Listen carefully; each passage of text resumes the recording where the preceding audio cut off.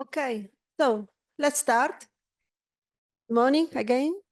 So the first part this morning is the discussion within and between training paths.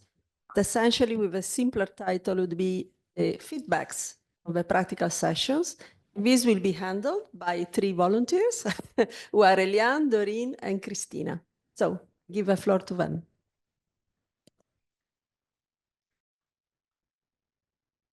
Hello, can everyone hear me? Yeah, I think so, right? Yeah, so me, Doreen, and Christine were asked to give a bit of a feedback and give a summary on what we learned in this session. So I was asked to give the summary of the session 2 presented by Finn Gray. So I will give a small summary of what we learned in this session.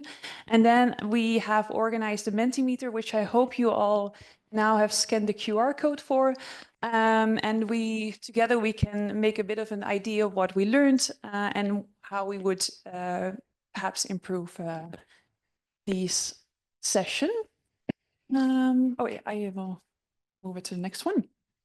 So session 2 was about the design of a CRISPR-Cas experiment, specifically on CRISPR screening. So in the morning, we had an amazing presentation by Finn Gray on the use of CRISPR screening and the use in, for example, not in pig, chicken, and human research, and what type of questions we were all able to answer with this technology. Somebody click away the, otherwise I... It's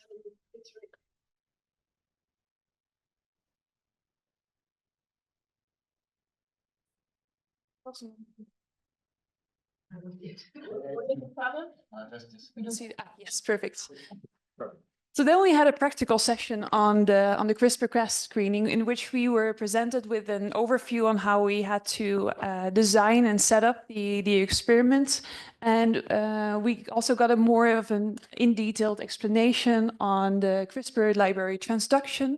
So both on the molecular side, where we were learned how to do the two-step amplification, as well as more on the focus on the bioinformatics sides, where we did the different steps of the magic analysis to indeed see some figures of where we see differences. So that has been very nice. So within the so now I would like to also ask you to give some feedback on the session. So the first question of the Mentimeter is focused on whether indeed it's a bit of a summary from yesterday, whether you have already been using the CRISPR screening experiment. So I think we go to the next slide. Yes. So we see that indeed, even though so far not a lot of people have done CRISPR screening yet, but there are people who are planning to do so. So that seems very, very exciting and a very useful session. So for the next question.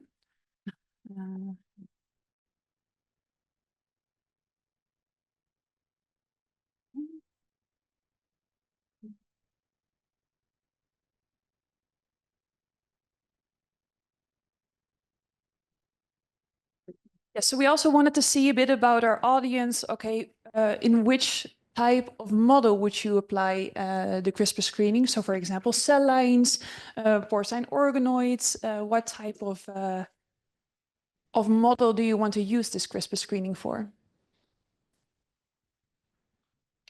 Indeed, we see fish embryos. So there are fish cell lines.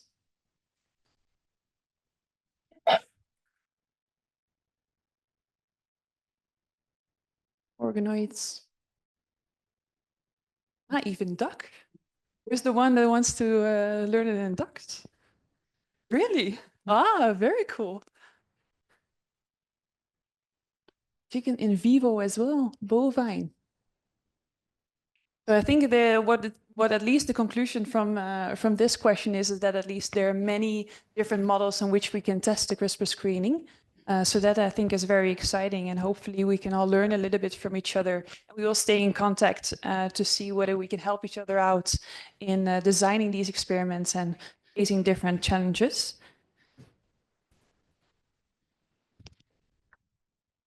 So the next question is, after the workshop, do you feel confident to set up an experiment, CRISPR screening experiment? Yes, no, partly.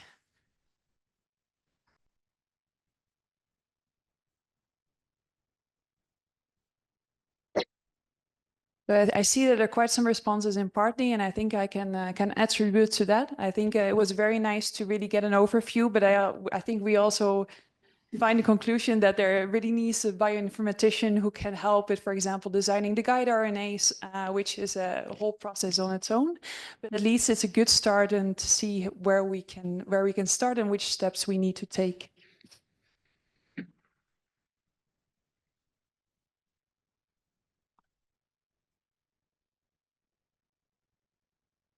So then I had a bit of a question. So what aspects do you find most useful? So example, the biomolecular side, which steps were the ones that you find most useful? Designing the guide RNAs, doing the magic analysis, designing the figures. From the presentation of P? Yes, in the session specifically.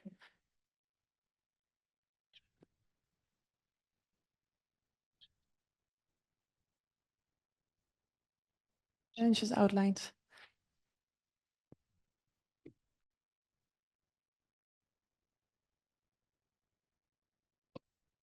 I think one of the very nice aspects about the session was also that we really got some details on, for example, where to face challenges with.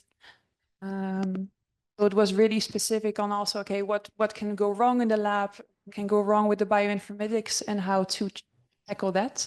Indeed, you gave a lot of protocols for us to start with, which was very nice. Thank you.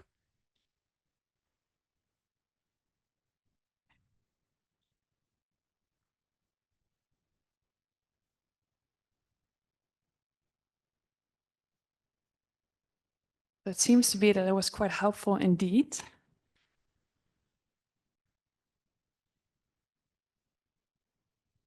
The TK cakes, I think they were a hit.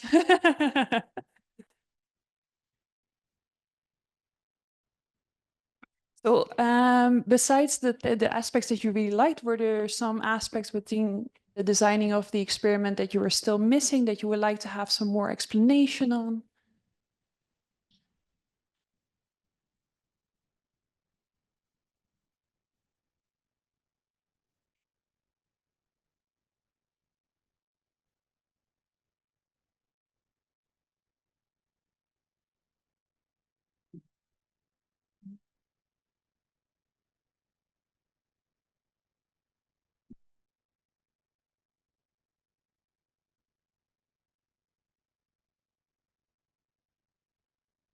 So this is actually quite nice. So there, it seems to be that both on both aspects, both on the design of the guide RNAs as well as on practical work, the lab work, there could still be some more information. Of course, we only had 2 or 3 hours for this session, so it's a big experiment to design. So I can imagine that it cannot all be explained within one session of 2 hours.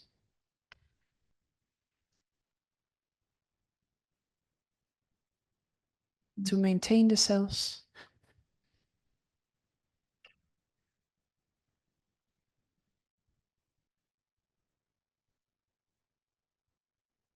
So I think the next question is then also very interesting, because our last question that is still, so would you recommend this session? So I divide this in 4 steps. So either yes for everyone, yes for specifically for molecular biologists who want to do the lab work, yes for bioinformaticians, or no, not at all.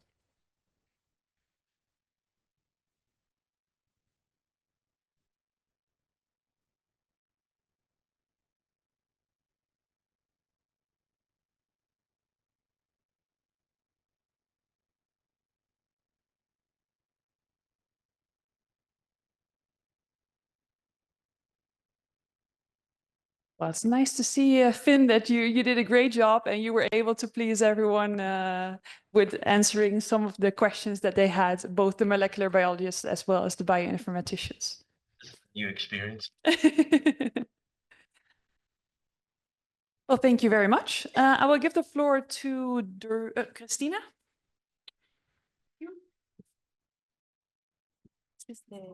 Yeah. Yes. Thank you. And now we going to speak something about this metadata and standards for G2P EuroFAANG. As you know, the European Functional Annotation of Animal Genomes is an infrastructure for genomic science in farm and aquaculture research. Has functions like unify access to data and publications, advanced search and information filtering, automatic linking of publications with their datasets, standardization of metadata to ensure quality and comparability. The features of this FAANG database is validated metadata, accurately describe each sample, hopefully. To provide the standardized protocols, this is useful. You can have clear information about the experiment. The data processing is standardized, so this avoids the biases and errors. And it's an open and fair data that assures that the transparency and reuse across the scientific community. So when you are finished with your project, you will need to submit your data, please do it. And then you just have to fill out an Excel template with sample, experiment, and analyze data. Of course, we'll need to validate and correct the metadata errors. Then when you are finished doing this job and you don't have any more red lights, you can submit data to public repositories like biosamples and ENA. And then FAANG automatically indexes the data for search and reuse.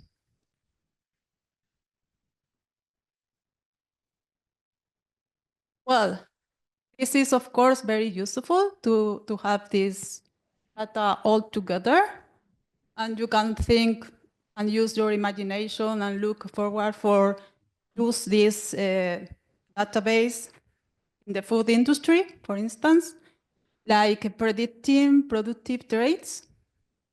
Now machine learning is being used a lot. So it's nice to have this centralized, this data. You, for instance, can try to detect genetic variants linked to disease resistance. Of course, we spoke about CRISPR experiments. It's nice to have data linked to this. For instance, try to find good guide RNAs, libraries, etc. And other uses, of course, like identify alternative proteins in insects, algae, fungi. So a lot of use can be done.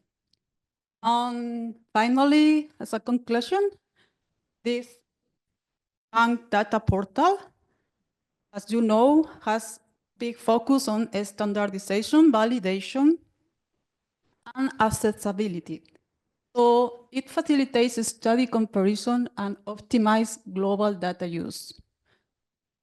I guess many of you have visited this web page.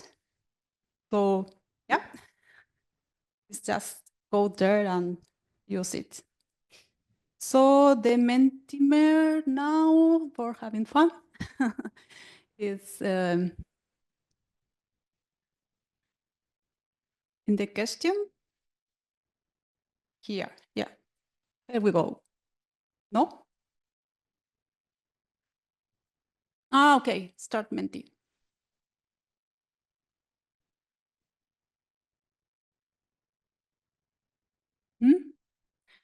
Now is the first question.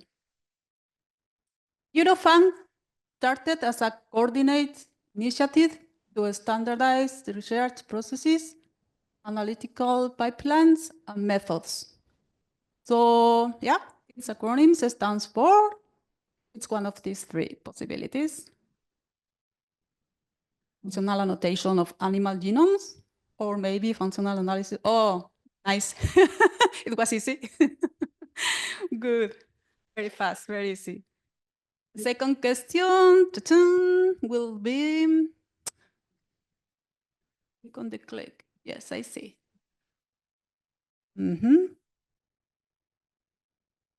What is the main purpose of the FAANG data portal?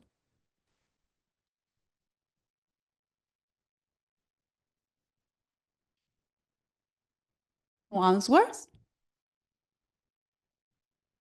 Okay, so it has time. Okay. Yeah, it optimizes the use of genomic data in animals. It facilitates the comparison of studies. It functions solely as a storage for genomic data? No. Or it is designed for research in plants and animals? Not in plants, because we are focused on aquaculture and industry farm. So yes, facilitates the comparison of studies, definitely. Yes, good. And just the last, also use your ideas about what potential uses do you foresee for the EuroFAANG genomic databases? What do you think? What kind of analysis are you planning to do? More inputs? Yes, takes time.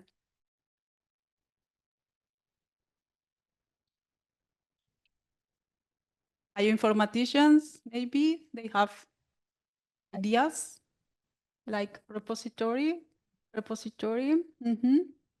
Comparative genomics, nice. Good for protocols, good. Oh, microbiome research, interesting. Yeah, characterization organoids. New biomarkers, new project ideas, it's good. More knowledge, compare results, data sets, and repository for cell lines. Okay. It's pretty much good ideas that we can see. Thank you.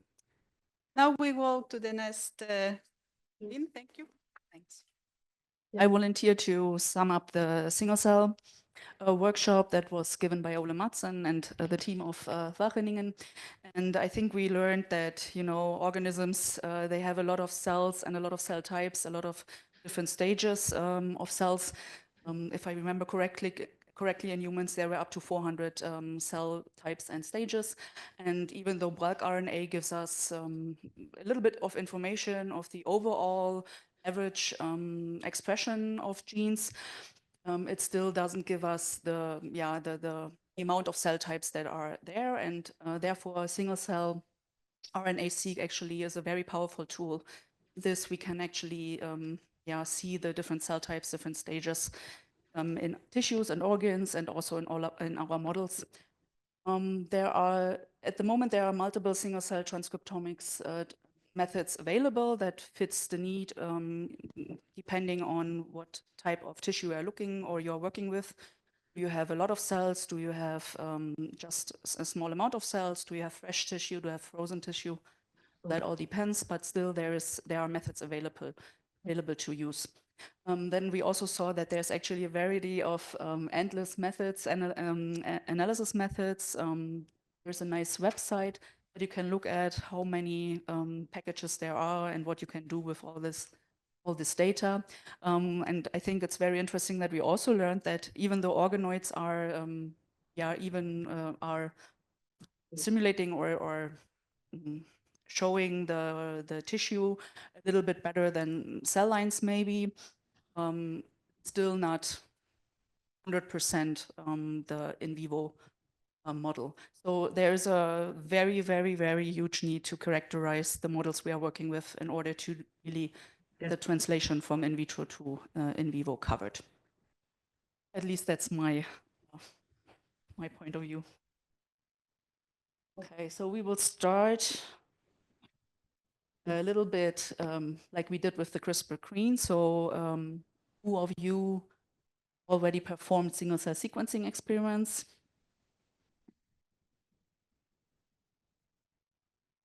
Okay, so there are a couple of people who already have experience with single-cell, but mostly people didn't do single-cell. Okay, can I ask who's the one who plans to do that? Okay, what are you planning to do? If you want to share, sorry.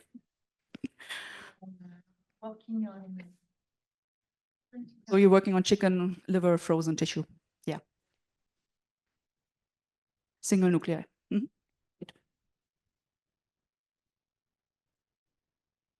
So the next question, you already answered it, but maybe you can just put it in, is which tissue species model would you apply single cell sequencing for?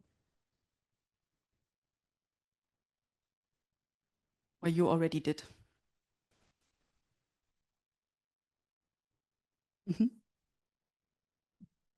I think organoid characterization is the thing we should consider after participating in this workshop.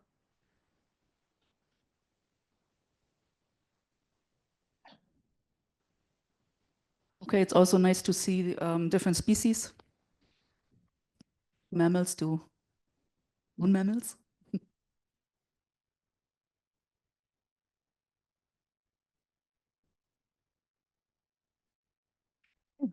Great. There's a huge variety. That's great. Looking forward to all the data.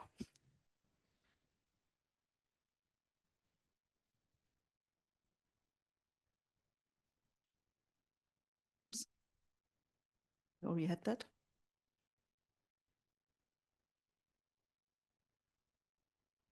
So after you attended the workshop, do you think you learned something that you could apply to your own data, if you already had your own data, or if you're planning to?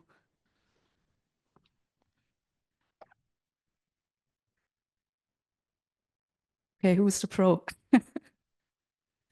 Okay.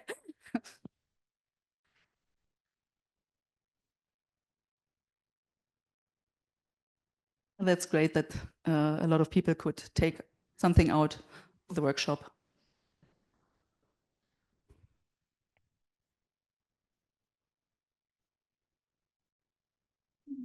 The next question would be if there was something that you actually expected going into the workshop that was not covered. So you can think of anything that you would have liked to see and you didn't see it. Now's your chance.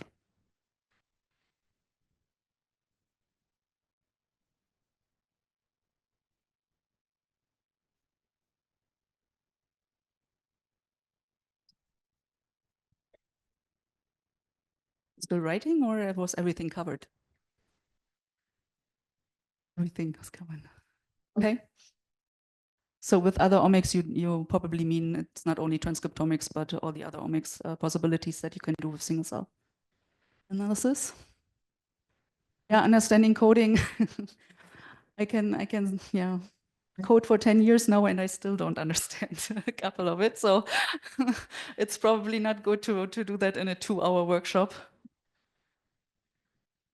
Okay, phenotyping. Mm-hmm.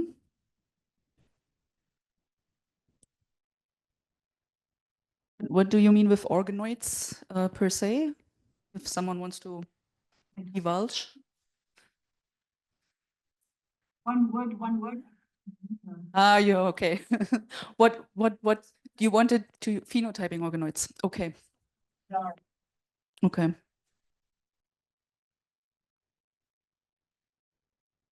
Yeah, or Python. You can use both, as you can see in the workshop. There was a combination of using Python with R, but coding languages. Yeah, there are a lot of coding languages there, and I think there we also have a lot to do with standardization in the standardization process. Let's see who's using what.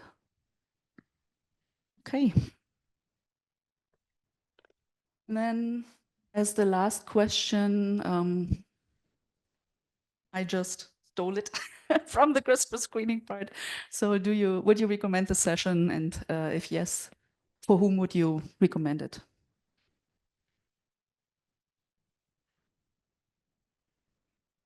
We don't have it here. No? That's because my connection is not great.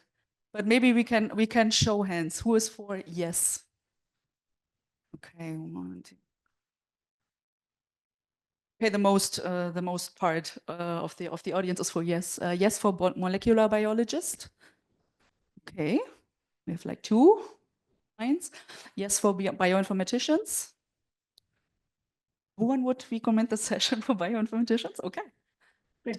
And no, anyone would say this workshop? No, that's good. It's a good outcome, I think. So congratulations. It was a very good, good workshop. Thank you. And I think it should be done. Thanks.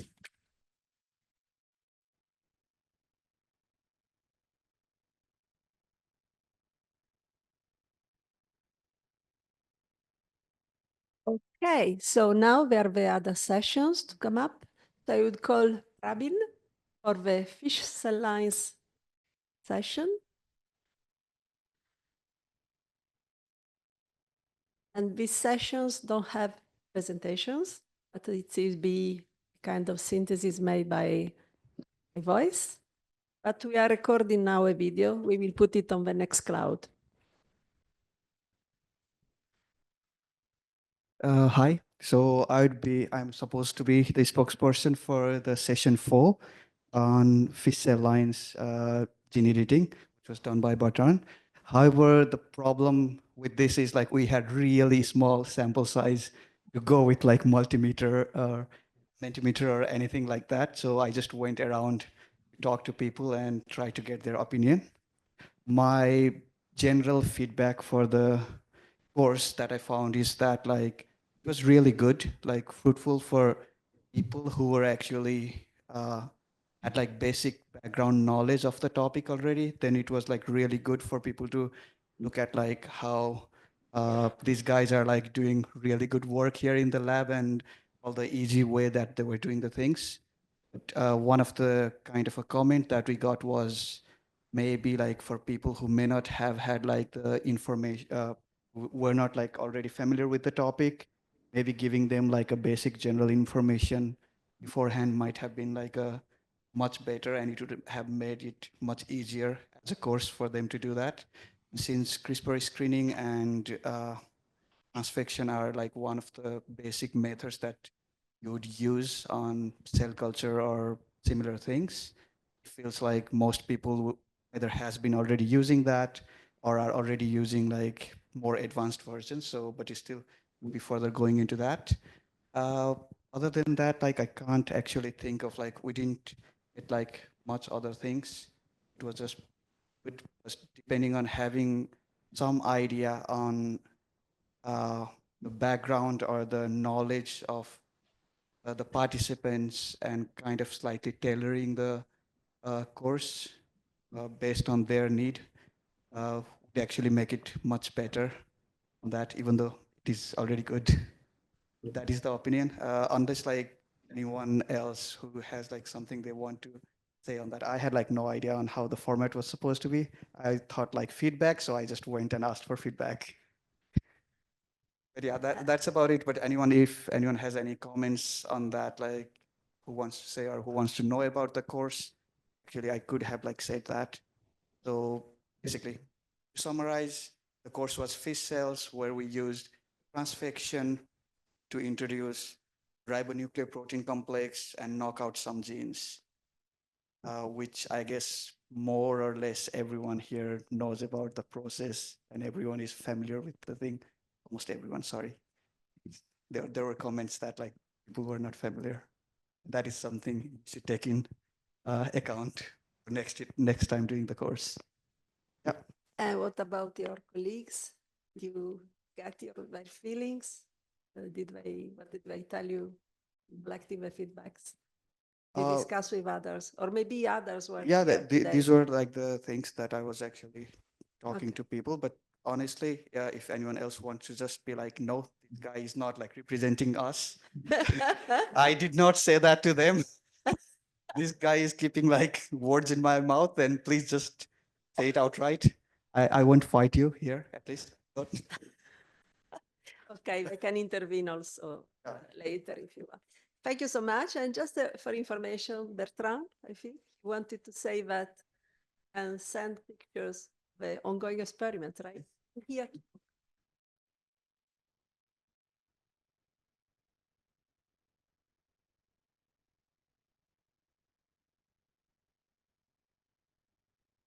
Yes, actually, this morning we had this morning and yesterday we had the resolution of the workshops where we are actually looking at extinguished cells by CRISPR-Cas9, but we felt that it was, although we could visualize it, and of course something that's problematic is with fish cells, everything is slow.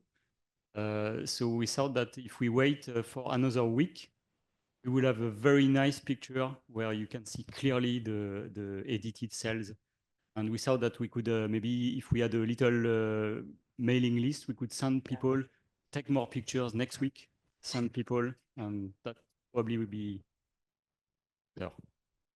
Although we took some plates from the experiments 2 weeks ago, but we thought we were cheating a bit. So Yes, we can put in the next cloud. Yep. So everybody will be there.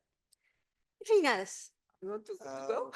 yeah, I don't have like much. Extremely happy and thankful that it's had this workshop.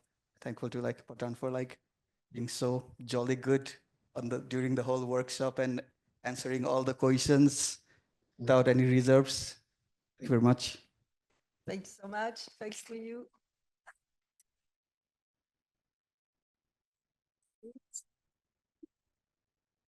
So now I will invite Ferran and Gerardo. We have a big task, as I just asked them, put together their feedbacks on the session 1, session 3A, and session 3B.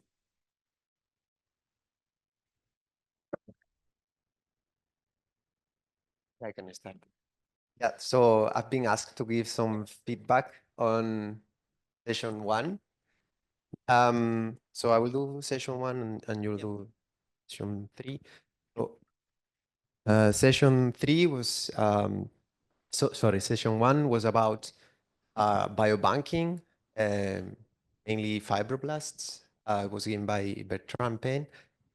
And in general, I think it's super useful. It's been, I think it was useful for everyone that have worked with cell lines and those that haven't worked with any cell line, because it was about primary tissue and how to handle it and how to cryopreserve. Just some comments on how to, what else would be useful. And I think, for instance, including stem cells, like embryonic stem cells, of course, is a bit more challenging, but I think that would be useful. And also about cryobanking, I think this is something that the moment and this is something that we are facing now that we work on biobanking, how to have a good database where you can find your sample easily. That's something that the moment you have many samples, isn't trivial. And the moment you have many boxes in the cryobank, you need to know each position of each cryovial, how to be able to trace back your sample. That would be very useful. These two things for future workshops would be interesting, I think. But other than that, I think it was a very useful session for everyone that wants to do biobanking of tissues or primary cells. So I just want to ask everyone in the audience if you think that was, so if you think as me that it was useful, do you think so? Could you please raise your hands, the ones that useful. Okay. Good. Any hands raised? Okay. So yeah, that was it for session 1. I will give the microphone to Peter. Okay, so I prepared the opinions from session 3B, but I think that some of the opinions I received from session 3B are also applicable to 3A. So I'll kind of start with that. First of all, thank you to the organizers, and the general opinion was that the practical courses were super well structured, well timed, and useful for our practical our research. So congratulations for that. But a few of the comments I received, and they are in line with the opinions on session 4 with transfection of fish lines, is that it may have been useful to have some pre-course information, maybe protocols for the electroporation on organoids, so we could have read it and be more knowledgeable during the session of what we were doing. So maybe preparing for each practical course, if you planning on repeating this course conference, yeah, it may be a useful element. It should. Yeah. Mhm. Yeah, no, and it was excellent and super well timed. But maybe if we had been more knowing a little bit more what to expect for each session and which knowledge should have it's covered in each of the practical sessions, we could have prepared a little bit more and take the opportunity to be more concentrated with the protocols and so on. Great. In line with this, I wanted to say something more, but flew my mind. I think I had it written here.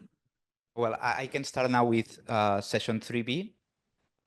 So I kind of the survey of users of microscopy, fluorescence microscopy, confocal microscopy, and more or less 70% had previously used either light sheet or a normal confocal and fluorescence microscope. So in this case, we were a bit more knowledgeable, and that ties with what I was forgetting before. So many people think that those that had some previous experience with the protocols that we were doing learned more because, well, you could focus with the elements that you were not so familiarized with. For example, I had previous experience with organoid cultures, but not so much with electroporation and transfection. So I could focus a lot more on those parts that I didn't know. So with this pre-course information, we could bring everyone on the same level. And this is similar to the in microscope session where people that had some previous knowledge knew more quickly what to expect. Then we had 30% of the people that had no experience or used it as an external service. So in that case, it's also useful because you know what to expect and what to bring to your service for imaging. Right now, most of the people as well have access to this kind of facilities. So I guess that they will be able to know what to ask for when they want to image their organoids or their preparations. Everyone found it super useful. So 100% of the people thought these 2 sessions were very useful and well timed, but they suggested a few improvements like more time for everyone to do hands-on elements.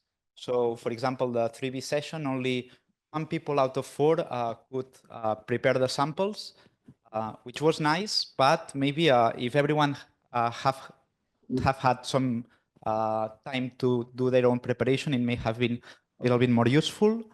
So allowing for a little bit more time for sample processing would also be a good element.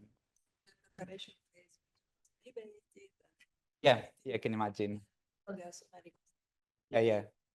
So And so you have really to balance and to find the compromise. But We're the- aware of that, try to make a good compromise. yeah, the comments were that according to the time we had, it was super well structured, but having some more time would have been useful as well. And yeah, then again, the previous pre-course information could also be really helpful. Yeah. And maybe in this line, before doing the practical session, doing a theoretical session in the auditorium also could be kind of helpful as well. More basic knowledge on microscopy, which equipments we could use for different stages of microscopy. Okay, you want to kind of a chart of, depending on the applications you want to pursue, which equipments you could use. So if you want to image tissues for this protocol and this equipment, if you want to image organoids or cell lines, it's better to use these other equipments, especially for these people that doesn't have a previous knowledge on theoretical session. That's The microphone. yes. Sorry. So you said we should have planned a kind of methodological Session. First. session before. Either a that was- pre-course or that a should be for method. everybody before practical session. That's again a big thing. Yeah. Because in the practical sessions you had introductions given by the organizer for the people who were there. Yeah. Because anybody could really space on everything. You wanted it bigger, wanted it more comprehensive. That's one of the ideas I gathered. Yeah, maybe, maybe at least for the session in the lab, we were taking the incubation periods to discuss the theory, and this was useful, but maybe it was a bit rushed sometimes because we were depending on the understand. incubations. Yeah, But it was still nice. and it's a problem when you make also workshop, which is a mixture of Yeah, different theoretical and backgrounds. Yeah. practical. So it's maybe to think over if in the future you don't prefer just methods, just practical, just theoretical. Yeah, Michelle. I expect also the organizer to intervene, also Georgia, Celia, Juan, Just Bertrand. about this question of getting the main principle of the techniques of the equipments, this could be done by a webinar before, because this is just explaining what is the principle of electron microscopy. So you don't need to be in the room. Since the registration was quite before, you knew you wanted to attend that or this practical. And so this is just setting the scene in terms of what are the machines, what are the options. I think this could be done by a webinar in advance so that the time here takes more time to the practicals. So because then you cannot do it any other way. But of course, for I think the scientific conference were needed to show why do we do all this. So, well, and then it was more interactive that if you just want to see what is a light sheet microscope, what is the principle, you can have it in advance, and there is not so much question about it, less than about the scientific use, maybe. It's very, very useful. So, Georgia, yes.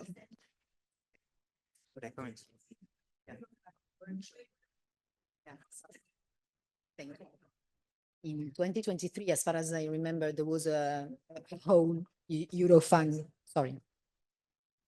a workshop, and Mathieu had given, I don't know if it was a half an hour talk on the principles of laser scanning microscopy. So that's why this time he had decided not to do it.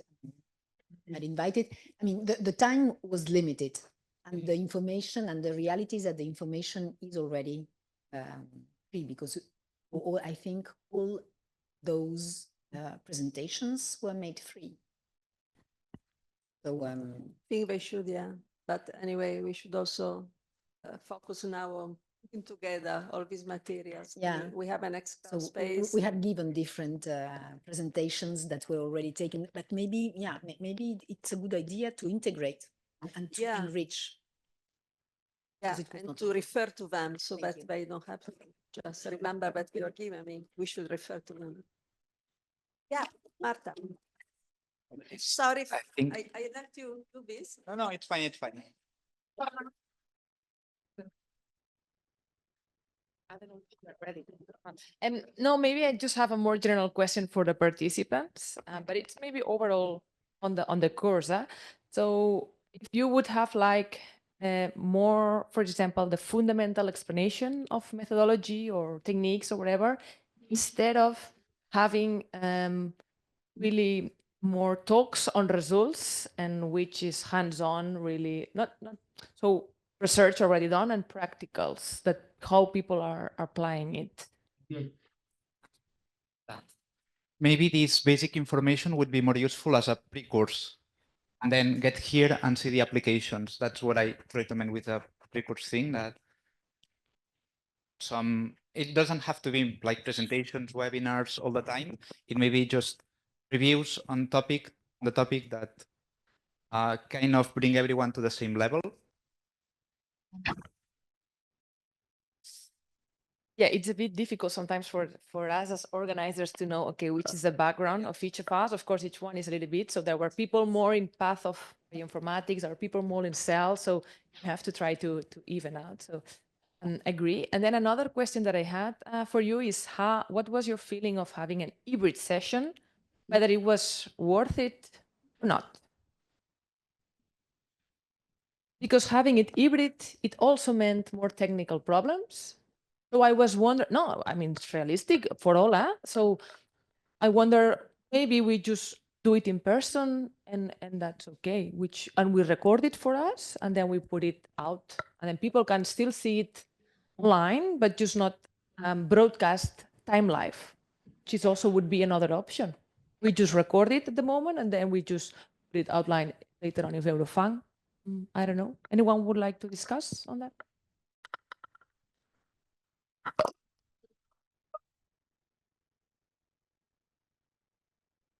I can add on that is because the feedback from the online people is very limited. So, and that's maybe also a pity for the people online, that even a participation on the workshop or on questions can be, if you apply for this, it would be nicer if you could have spend a little bit more time on participating on that. So maybe everything is quite clear when you are online, but that's I think that would be great on that. You have a chat. Principle. We replied some questions that were made on the chat. And we try to do that at our best. I mean, that's the idea of a hybrid. Some questions were there. Yeah. And that's the only reason for that. Otherwise, as you say, Marta, we record everything. We remember to record every morning. And we put them on a space and there is a reference. But then we know that people want to look for it. Because, I mean, so a big compromise on everything, right? Anyway, I think for the infrastructure, there will be more actions to build up for communication and so on, and all these are good lessons. So to close this, if you want, after butchering the whole course, we also asked for the last question, which was, which grade would you give to the session I evaluated? But I think that it can be applied to all the practical course, like the whole week. And the average was the staggering 9.1. So I'd like to say a round of applause for the organizers.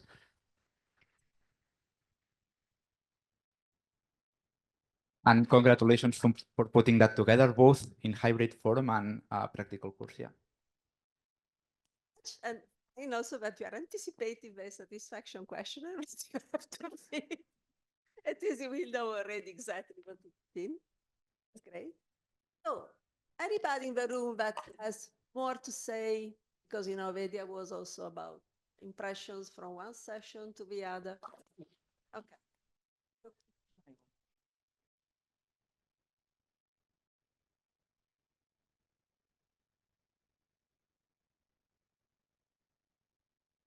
I guess it was just to say, if anyone is interested in doing CRISPR screens, then just contact us, because there was always going to be gaps in what we could cover. But we have a lot of experience in helping people set these up. So yeah, if you are keen, then just get in touch. We can go through it on a Teams chat and also provide reagents. Any other comments from organizers? Yeah, from there. Oh.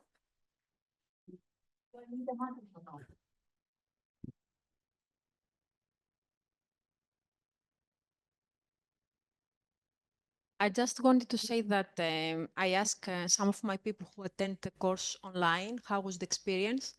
And although it wasn't the same as if they were here, they learn a lot. They were happy with that. So I think even if it's not the same, it's good that we give them that option.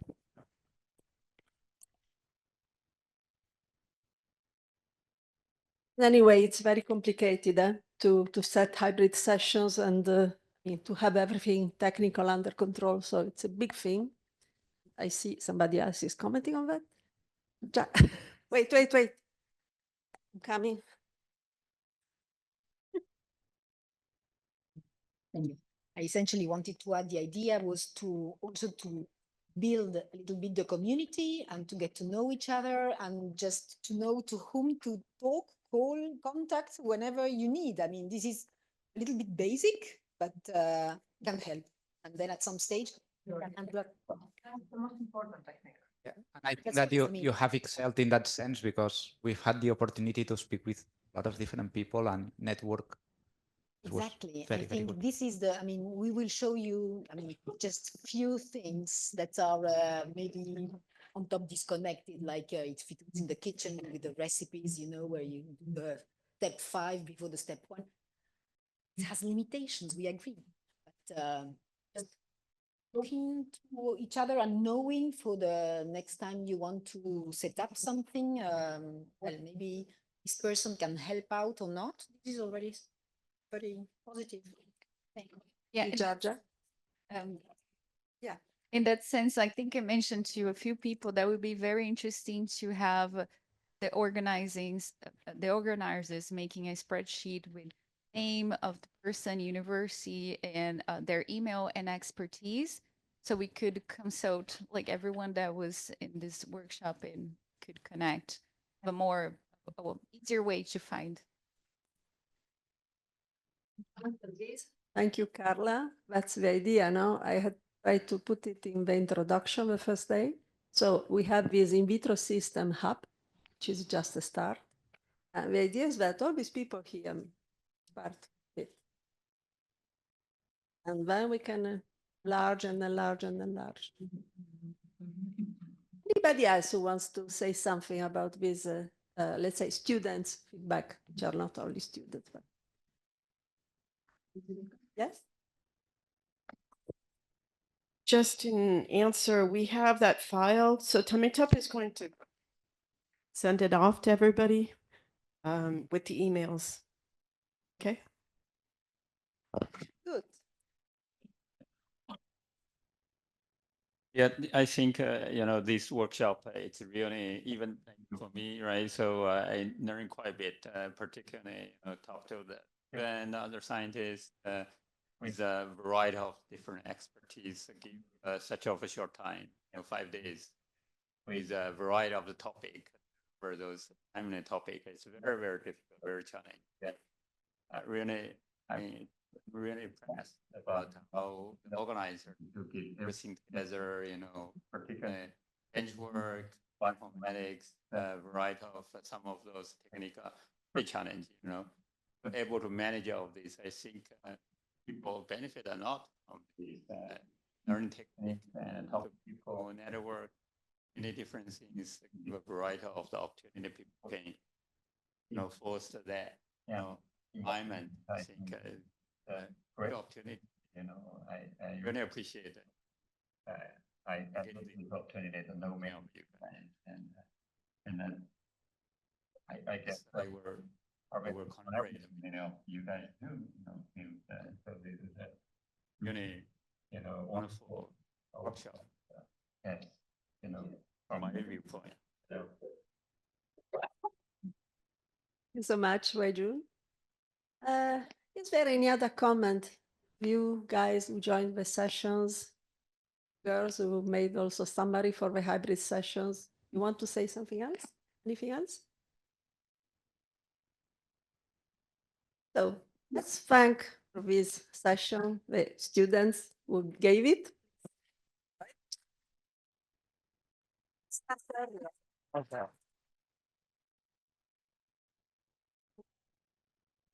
And I think can maybe take 2-3 minutes of break now. We stay in the room, 2-3 minutes of break because we are a bit in advance to the next session, which is very important, roundtable 2.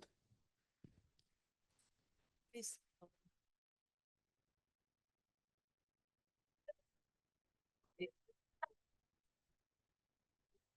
No, it's fine. Okay. Just a reminder, when you leave, we have to get your badges back. So there's a case out on the table where you can put them in, but please do not forget because we will get in a lot of trouble. Thank you.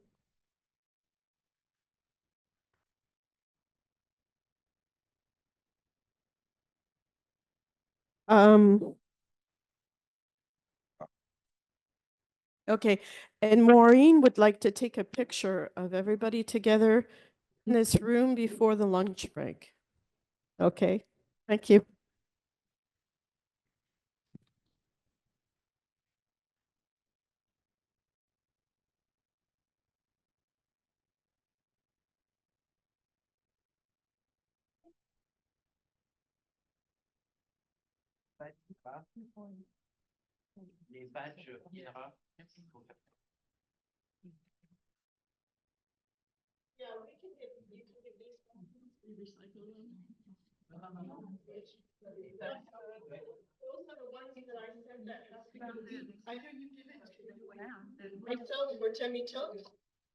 You need to tell everyone.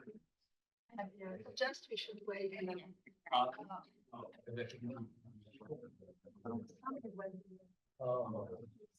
So for the badges, yeah, for the INRA badges, those are the ones I was talking about.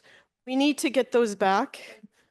So, well, we would like to recycle these, but we also need your, no, we also need the INRA badges. So when you leave, one of us will go down to the entrance to the reception, but we will, there's a bell that you can ring and they'll let you out. And they know that you're going to go out without your badges. So there shouldn't be any problem, but please give those NI badges to either Temitup or myself, or put them in the box out in the hallway.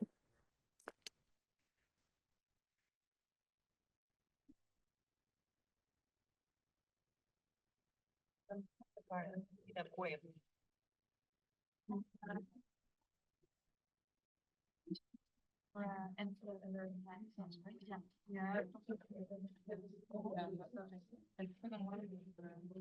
going to back to reception.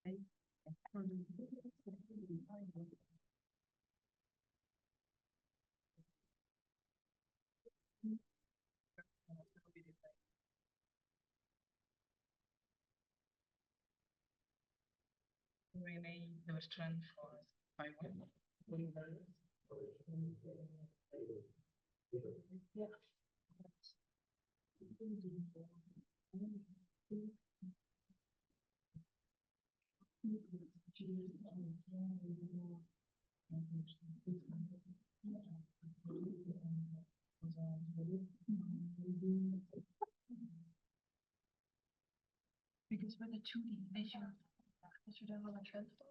Oh, actually, no, we did on the. Was it okay? Well,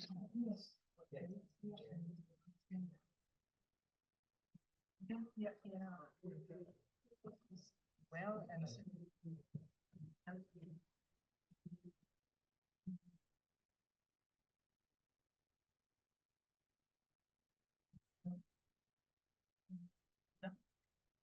but actually, yeah.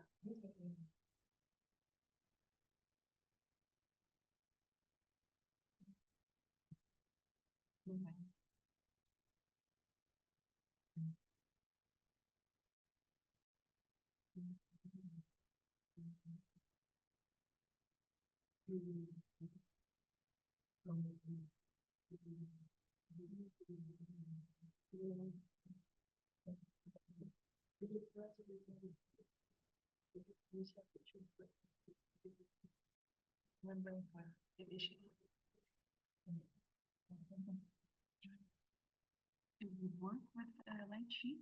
I don't know.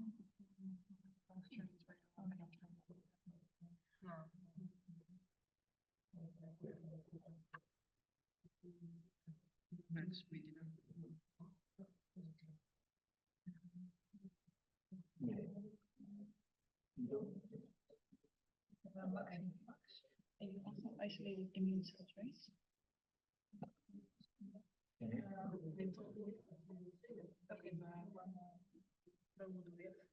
Yeah, because it's the same level.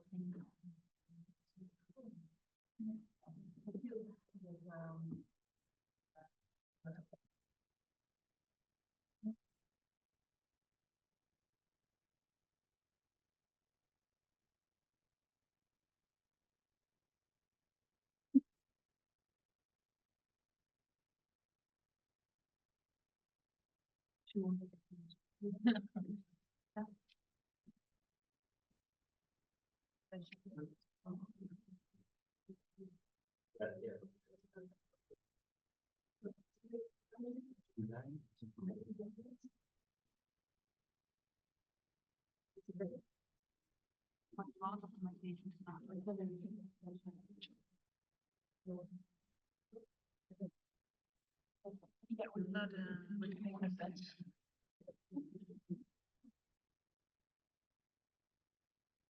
Okay, everybody. So welcome back. We took just a small break. So this is the start of Roundtable 2, in vitro versus in vivo G2P research, which perspectives. And I'm here with Professor Wei Junzu, who has been with us the whole week, and who is leading this session. So Wei Jun, give the floor to you.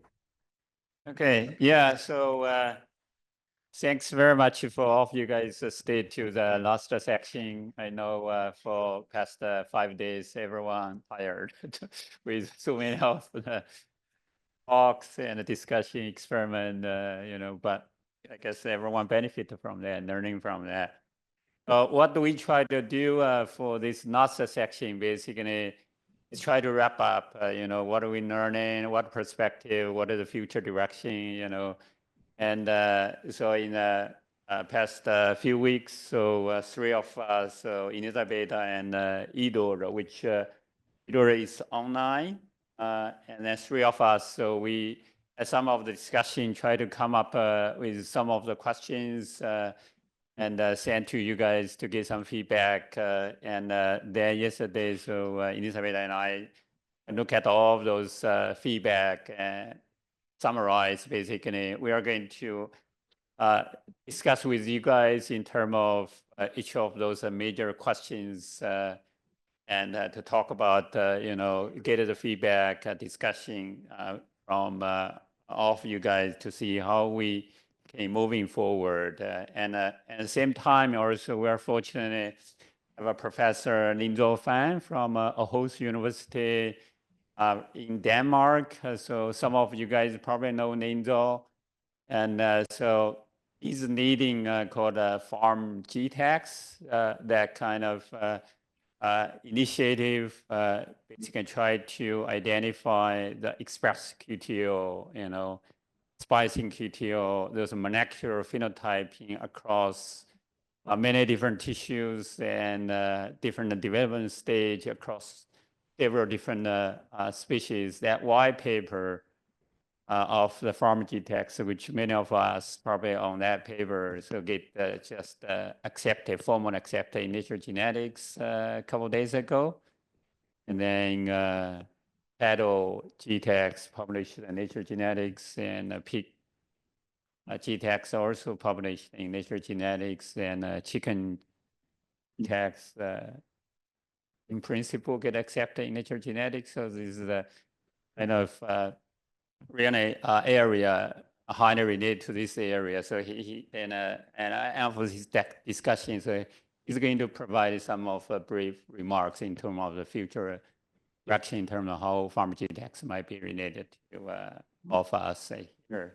So I'd like to start with a few slides we prepared, and then we can go to discuss all of these. So Elizabeth and Edward, feel free to jump in. And if you guys have any questions, so raise your hand. So this is the kind of discussion with all of you guys.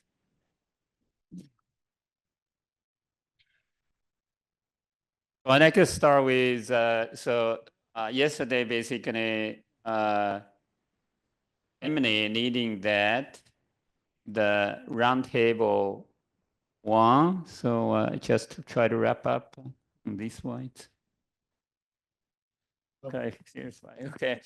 So from roundtable one discussion, so basically it's talk about how the in vitro application for the G2P research, because basically this workshop is primary focus not of in vitro work, you know, how in vitro work and in vivo work and can help to the G2P research.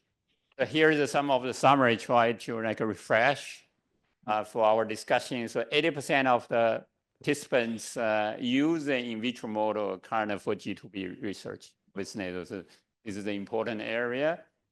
And people talk about for the in vitro work, two of the most challenge this G2P research, it's reproducibility and standardization. So we're going to touch those topics again about this, as many of you guys in the past few days experienced this. And then 80% of participants feel in vitro models are very useful to understand the disease, because that's probably one of the areas for the in vivo work, because many of the time it's very difficult, and also it's a very cost. In vitro work probably provide a real niche area to doing this. And then 30% of the participants currently use CRISPR screen in their G2P research, and 50% were not, but would like to, as you know, Finn give this overview about you know, CRISPR screening across different species. This is the area how we can moving to the next level of to understand the G2P, particularly many of these phenotype we're dealing with is a complex traits, right? Involve so many of different genes contribute these. Really high throughput of screening will provide a much efficient way understanding the genotype to phenotype. And then another area, it's genome annotation and cell lines really needed to build a capacity for the CRISPR screen for G2P, because basically we talk about, you know, variety of the cell line, depends on what kind of the phenotypical traits you're interested in. So that's biological and physiological, which of those cell line will be important, and how we can have a more of a characterization of those cell line or organoids will be critical. And then, so also discuss about, you know, the in vitro system, how this will benefit for the researcher or benefit for the private sector. Seems like almost everyone think this in vitro system will, for highly phenotypical breeding lines, will be very useful for the academic. 60% I think will be useful for the private sector. So it's probably debatable, right? I think industry yesterday, the Dirk think, you know, use those in vitro systems from their direct and genetic line probably will be very beneficial to understanding the real complex traits related to their genetic lines.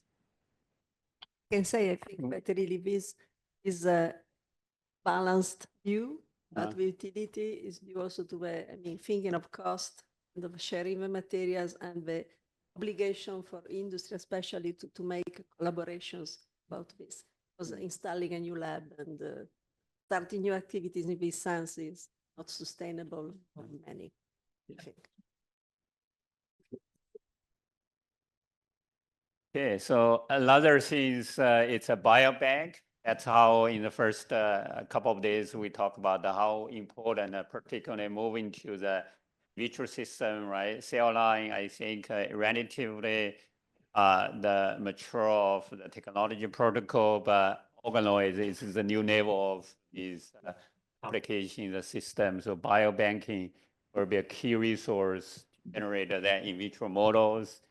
And then the private sector that will be benefit the most from those technical advance in the G2P and going with a pharmaceutical company, animal breeding. So just I think it is a survey. Seems like you know, the private sector and will benefit most than pharmaceutical and a biotech breeding company.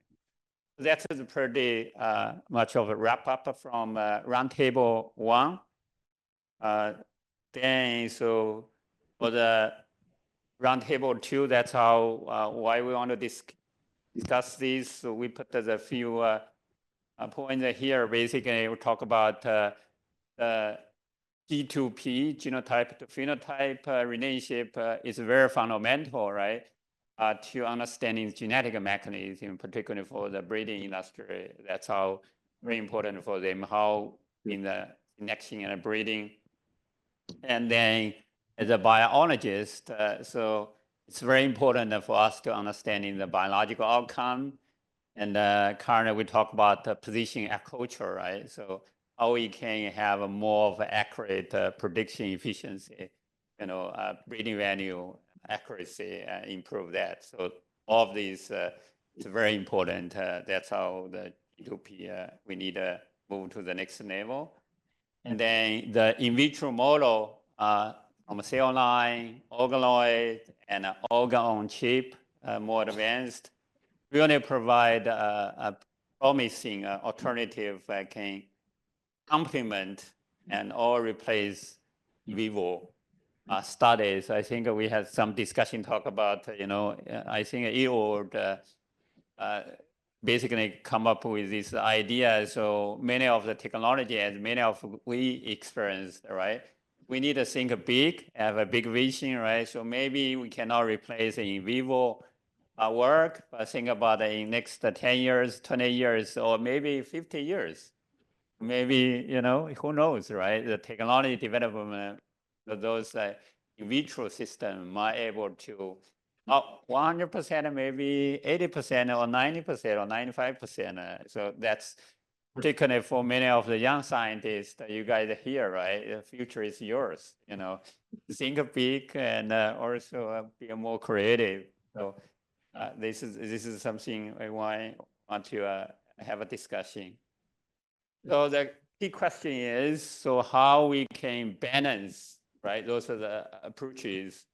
So maximize the scientific insights and the practical application, right? So that's always the case, right? So many of the times with the legal technology, it takes time. That's how need the whole scientific community work together and share the resource, share the experience, and develop the resource. And then at the same time, as you know, I heard many of you guys shared those experiences in Europe, in US, and in other continents. Basically, the impact, you know, for the funding agency always talk about what is the impact. It's better have an immediate impact. For the scientific research, sometimes it takes time, right? Particularly develop those technology. Sometimes it's just require many years, to advance the technology. I think like for the organoid, organ on chip, this is a start probably 5-10 years ago, right? So, so as many of you guys can see, each year make the progress. So, and so that's how for the researcher, it's very important to think about, right? So not like every group needed to doing those development of those technology, right? Some of the group are really good in that area, so how they can focus on those area and then share the resource, technology, those information with the community, so everyone can benefit that and contribute. So that's and at the same time, so that's how we can have impact, meet the requirement of the funding agents. We can have a more of funding support to doing more of the research. It's kind of how we can work together for the community.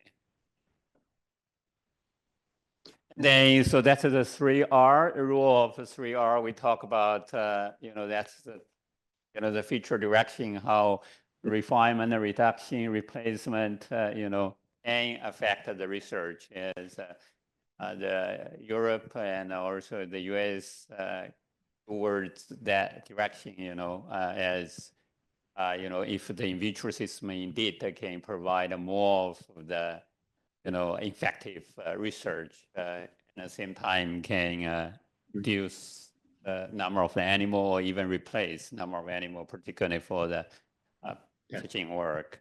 This is where very important. So here, just I try to give very few of the aspects of the summarize kind of in vivo versus in vitro comparison. So basically, for the in vivo work, it's a whole organism, right? To capture systemic interaction so obviously have the whole of the advantage in terms of understanding the physiological response, particularly, for some of the work, like pathogen or other things, the system is very complicated, that microenvironment, it's very difficult to mimic use the in vitro system. So, and so this is a kind of example, talk about the genetic selection controlled environment, controlled animal studies. So really can apply to so the strength is more of the physiological relevance and have a complex interaction, as I just mentioned. The challenge is ethical concern, particularly deal with those pathogenic infection. These always have a challenge and a cost and a time consuming. And then 3R, we just mentioned about these, the perspective of these, how we can, reduce, refine, and replacement. So for the in vitro, obviously, so we can use a cell line, organoid, tissue engineering to model a biological system as we learning the technology and keep us, so there we become more close to the real. Hopefully someday it's can be a really mimic of the real physiological environment in vivo. Then in the past few days, actually, there's many of the examples talk about, from a variety of the species, fish, chicken, pig, cattle, so all of those species seems like developing so fast for those in vitro, particularly organoid system. And that's the strength, so particularly for the host-pathogen interaction, right? So that organoid depends which of the pathogen, which of the organoid, really you can control those environment to test some of the specific mechanism or hypothesis. And then there's the ethic benefits and obviously high throughput. That's how the CRISPR screening uses cell line organoid. Hopefully will be can be applied have a more of efficient outcome. And obviously, so there's sort of the challenge, the systemic interactions and standardized issues, which we're going to discuss in a second about those questions. And then, so the 3R perspective, that how the in vitro system will be more, in general, have a more advantage on that 3R perspectives.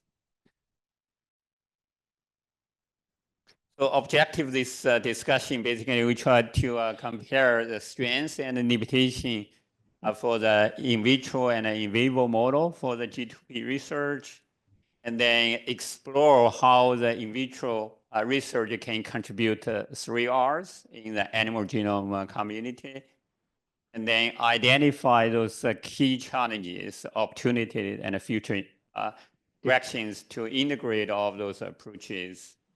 And then, and what kind of action, that is very important, right? How it's not we just talk about this, but as a community, how we can come together, take some actions, because someone leading those efforts.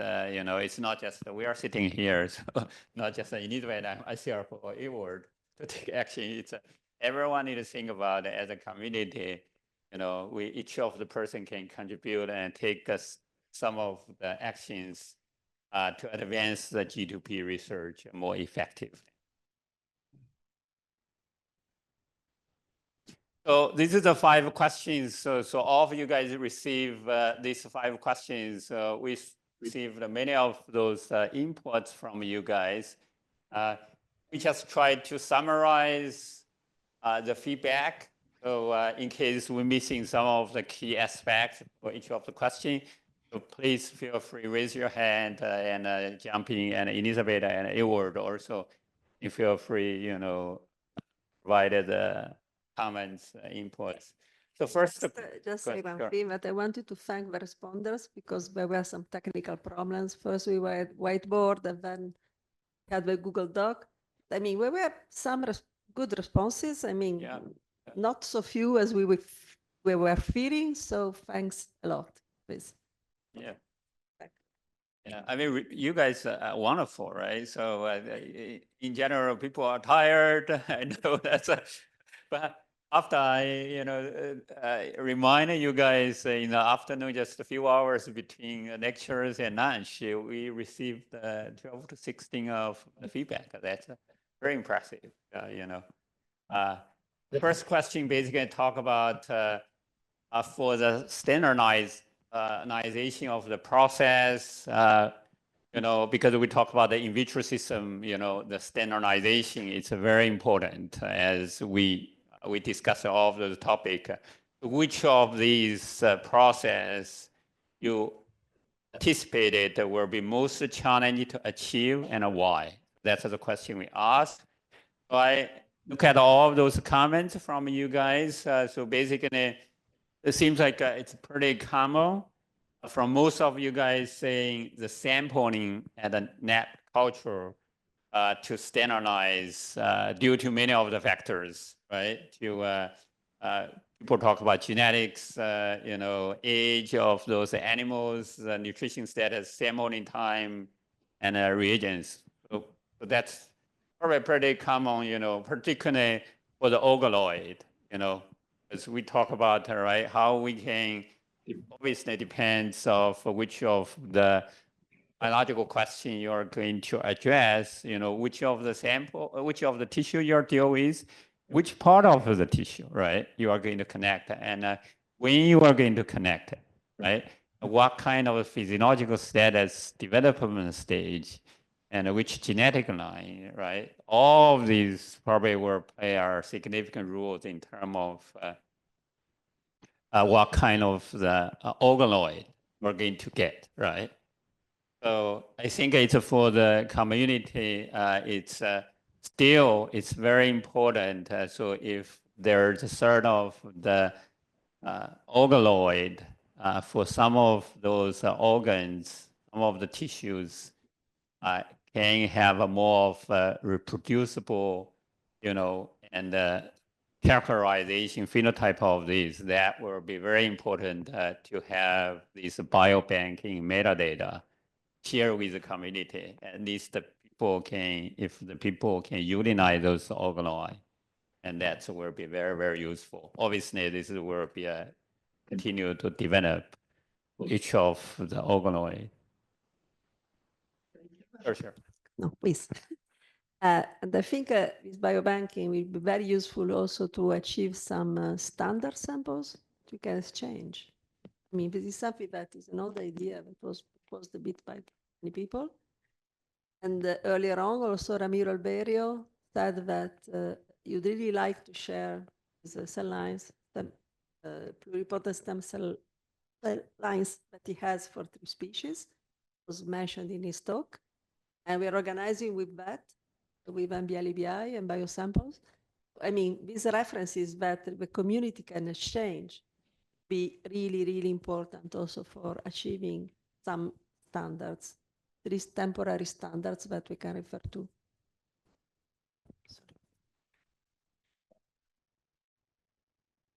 Are we allowed to contribute or? Don't speak loudly. Yeah. Everyone can, you know. Oh, sorry. Yes, here. Are we to the very end? Will we say? No. It's wonderful that that's been identified, but a piece of advice, I suppose, if you allow me. The biggest problem with standards is that people don't understand really what they are. Usually communities have a weird perceptions about what standardization means. Often people are uncomfortable with it because they think it means that everybody has to do everything the same way, use the same model, use the same protocol.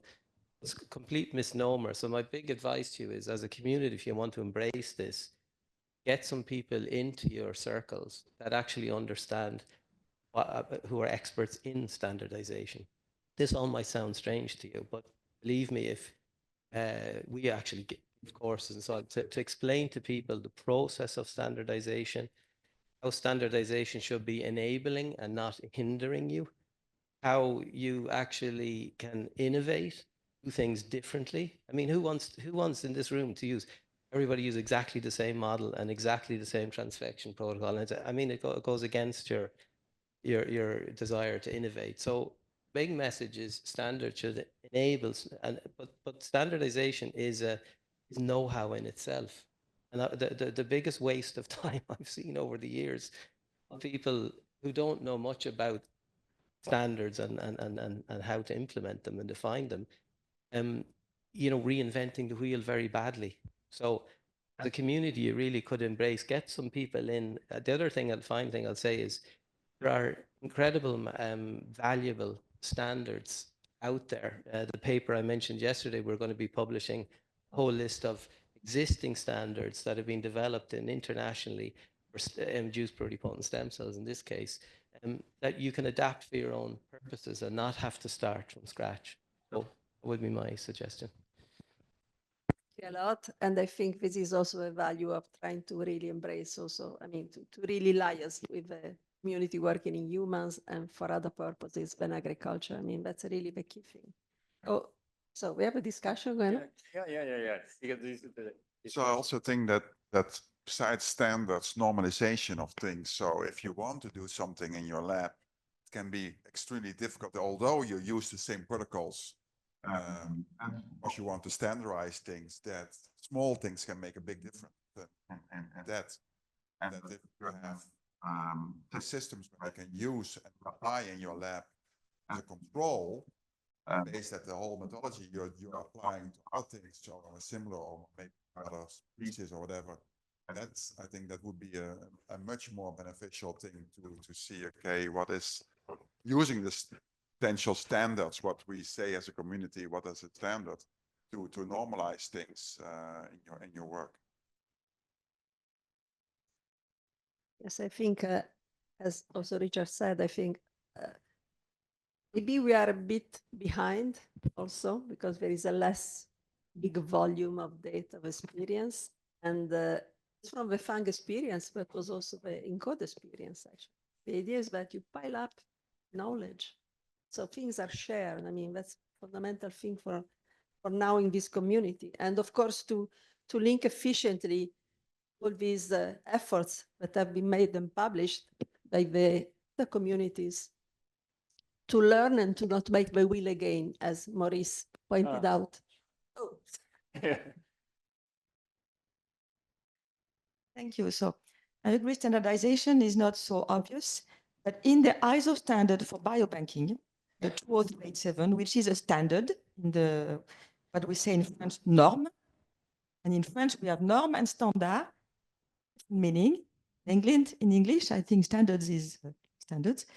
And when we worked on that standard for biobanking for research mainly, not biobanking for regulatory testing, then every expert in the group agreed it was not possible to say that all samples will be the same. So that's why I spoke on Monday on the fitness for purpose.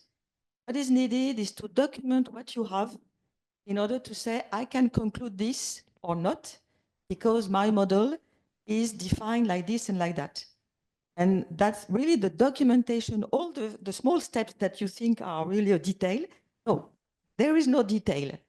And so even if it's not, because when you went to a real standard, is it really research? Okay, we can discuss that because that's why we have this big discussion about accreditation and certification for biobanking. The difference is what is your market? Who is the market of a research biobank? These are researchers. But for a drug company, they want to test a drug, then yes, they want to have a well-defined model to test their drugs because the challenge is afterward, they want to market their drug. So they want to give a proof and to be compliant to regulation that they did the right testing. So that's why for a biobank, we need to decide what is the target public, researcher or companies who are marketing a service. Actually, at the moment, most of the biobanks I know are for research, not really yet, maybe. So we could discuss with the biobanking infrastructure of medical research, BBMRI, how they handle that. Because for research, the most important is to start documenting in order to compare, and maybe we will see that finally there is a common profile. It goes out of all the comparisons. But then you need the checklist. This is the most important, to start with the checklist, everything that has to be described in order to compare the models. Then maybe by some time, hopefully before 50 years, we will be able to define the common set that could be required for any study. Thank you, Michelle. I think we could go on a lot on this item, but we have to speed up. Okay, so also we have some comment talk about the data analysis is a kind of challenge, but only have a one, and also have a one participant mention all of the steps, you know. So just try to provide some summarize of these feedback from you guys. But the sampling and net culture seems like the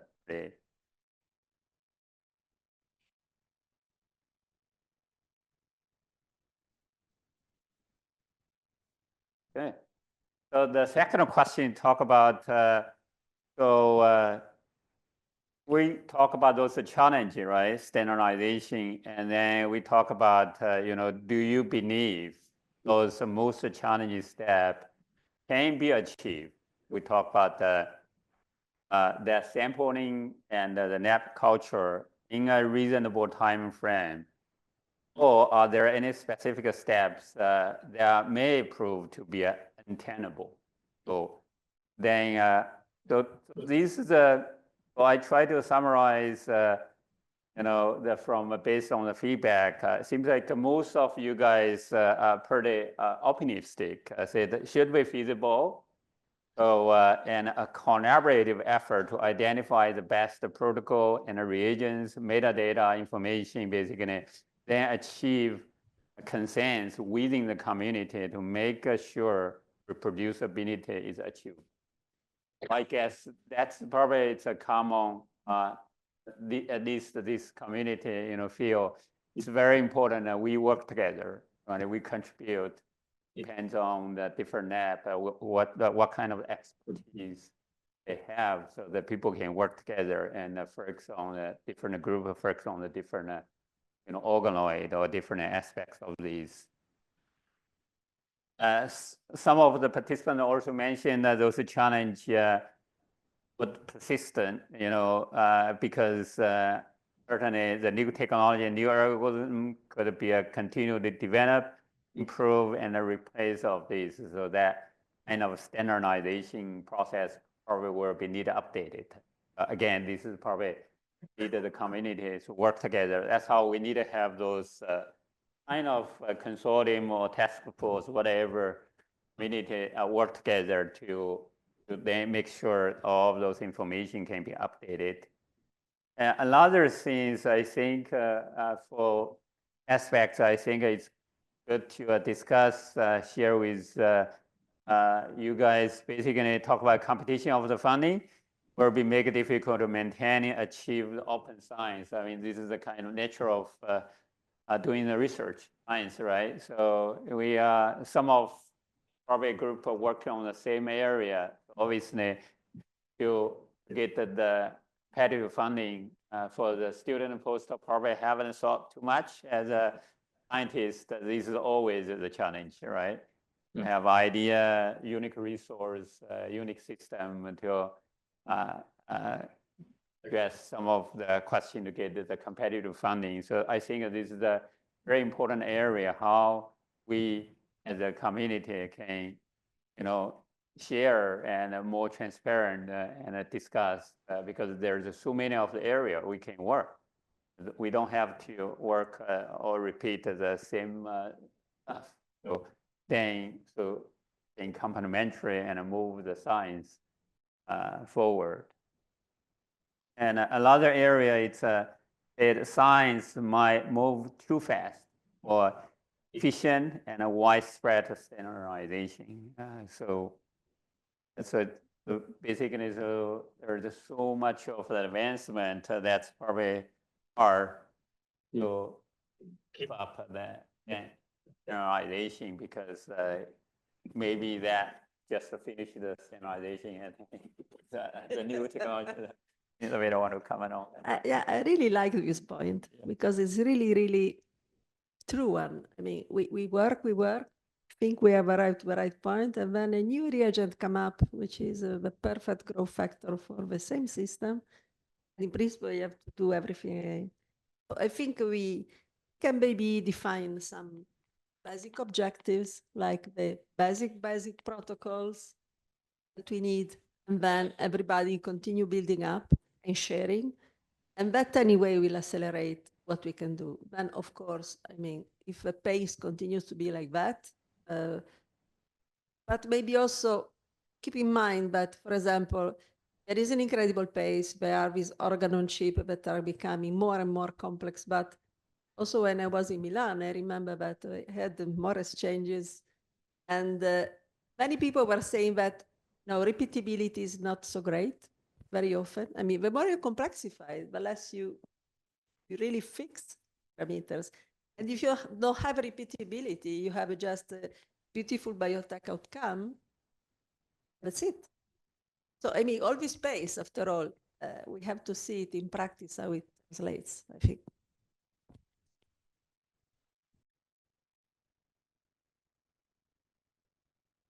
And then the last comment people provide, I say that it's impossible to completely standardize everything. That's pretty true. So that's a reality, right? So we as a community, we only can doing the certain things, but it's very important people participate and contribute to the community. Everyone in the end, everyone will benefit from that. That's always important, particularly for the look at many of the young scientists are here, right?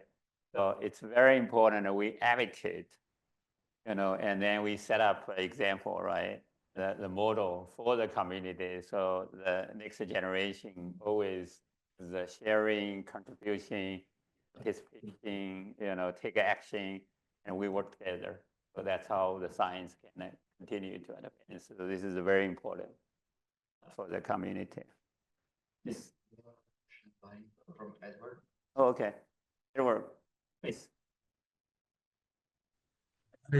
maybe my view is it's too simplistic, but I think many of the problems that we mentioned would be simply solved by what we are actually already doing, by the research infrastructures, just to identify competence centers for some, competencies. Not everybody can do organize, it's too complex. And not everybody has the competence, the facilities. And so if we concentrate efforts in these competence centers, that would solve many of these problems that I see the points, like funding, too fast development, and so on. If we really concentrate efforts on, and in some competence centers, many of these problems could be solved. So that's my maybe too simplistic view, but especially in our community, I think the cellular models require really specific competence and resources that are not really widespread in our community. That's why I think it would really make sense to really focus on some specific centers that would offer service for those people who need it, and that would solve to great extent the problem of standardization.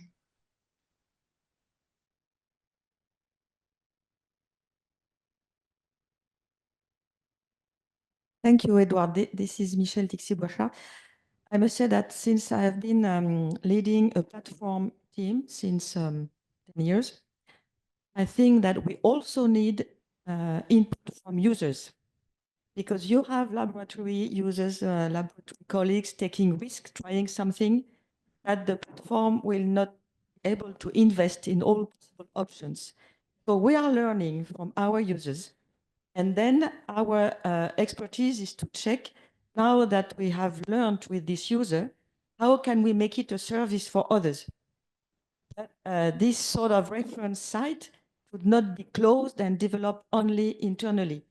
Then it would not be fertile, I think. So we need to be always open, exchange with users, but of course, not everything can be matured in a service.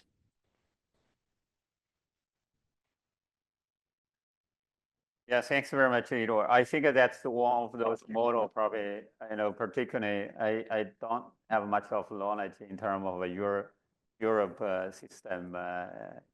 You guys probably can have sort of the mechanism. So in sort of, because there's a particular organoid or organ on chip, it's a complicated system, set up sort of the centers, works on the specific area or specific group of the tissues, like say the gut system or respiratory system, brain system, and then develop those series of with more effective, with enough resource, and those centers also can coordinate each other to share experience and tips. Probably it's a more effective way than actually certain of the cluster of those organoids. That might be the effective way, in a short period of time, keep around the goal and have a more standardized. This is really good.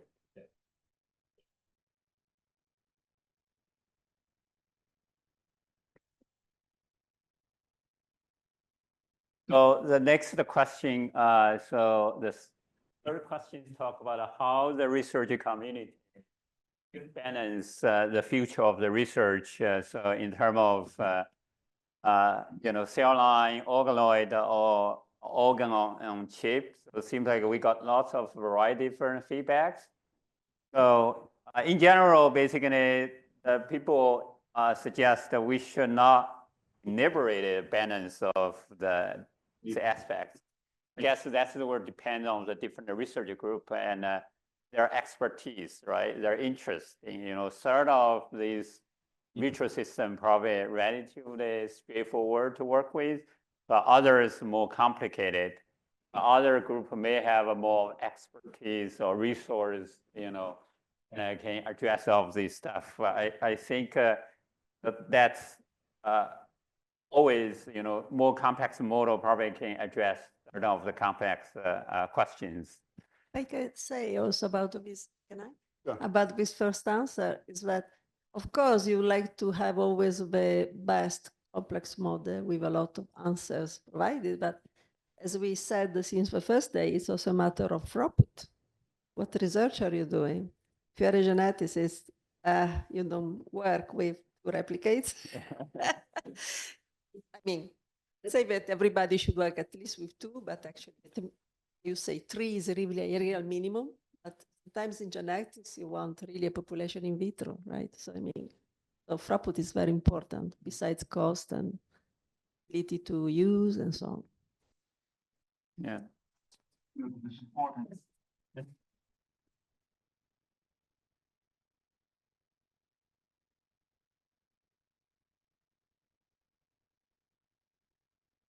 I think it's also very important that you are aware what are the difficulties when you're using a model and what are the drawbacks, so that you cannot solve all the questions. So, and that I think it's very important that it is a model. It means that there are limitations compared to the real situation. I think that is sometimes underestimated, or in some cases when you use a model, overestimated on terms of conclusions what's coming out of that. I think we have to be more careful in what can a model help us. Of course, in a lot of knowledge, but also if you want to say, okay, what is the next phase on that? And I think that's also we need to discuss in more detail on different research. I think it would be, we could say that, I mean, there is a methodology passion that most of us somehow are influenced from. No? But the real question is which model for which research question I need. And actually nowadays everything is out there, essentially, right? Who is there? Underneath. Yeah. No, you cannot shout. If you repeat the question, that is also possible, then you don't have. Yeah. Otherwise I can repeat. Okay, tell me. Just thinking that there are not specific recipes that work always. At least when it's a case, that's like a standard. But then, you know, there are phenotypes and some that you can collect easily from the animals. And there are others which are very difficult. And that is where we actually need these systems, I think, to replace the difficult, invasive sampling. So I think there is always, you know, you can work with thousands. I'm talking as a geneticist now. And I think you will agree with me. You can work with thousands of samples in the animals that are easy to collect, hair, blood, things like that. And then you can get from, you know, extreme animals from a specific small number. Wait a moment, because I have to translate. No, not to try to report everything. So if I can summarize, value of having the in vitro in vivo approach really complementing, because there are many things you can collect in vivo, but there are phenotypes that you cannot collect in vivo. So it's always a balance also in terms of the numbers of animals you need to study, like in genetics. Genetics, you need usually many, and you can have phenotypes from many, in vivo or not, but otherwise 3, yes, for description of some physiological aspects. Now we have the second part. Go on. You know, there is a lot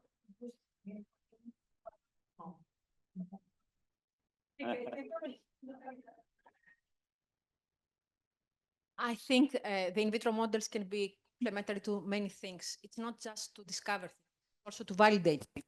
So I think it's so useful. And every case will be different. What is the best use? How many samples? Which animals? And so on. So I think we can have some initial discussion on concepts, how we should set up this kind of approach. Each case will be different, and each team will decide, you know, which is the best way forward. And probably will get advice from all of you. As long as you know the limitations for each of the choices you make. as long as you share the protocols. Because at least maybe somebody else, I don't know, in Australia is using the same, having the same needs. And so we want to make the wheel again.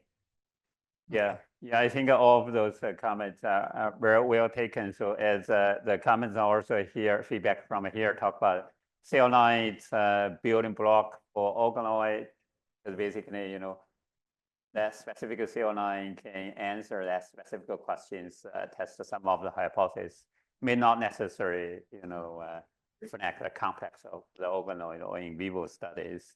And then talk about you know, the validated experiment data use different in vitro models, you know, and also validated in vivo data. Obviously, that's probably will be some of the challenge. I mean, obviously, you can test, for example, certain of the genetic variants are very important for certain of the phenotype.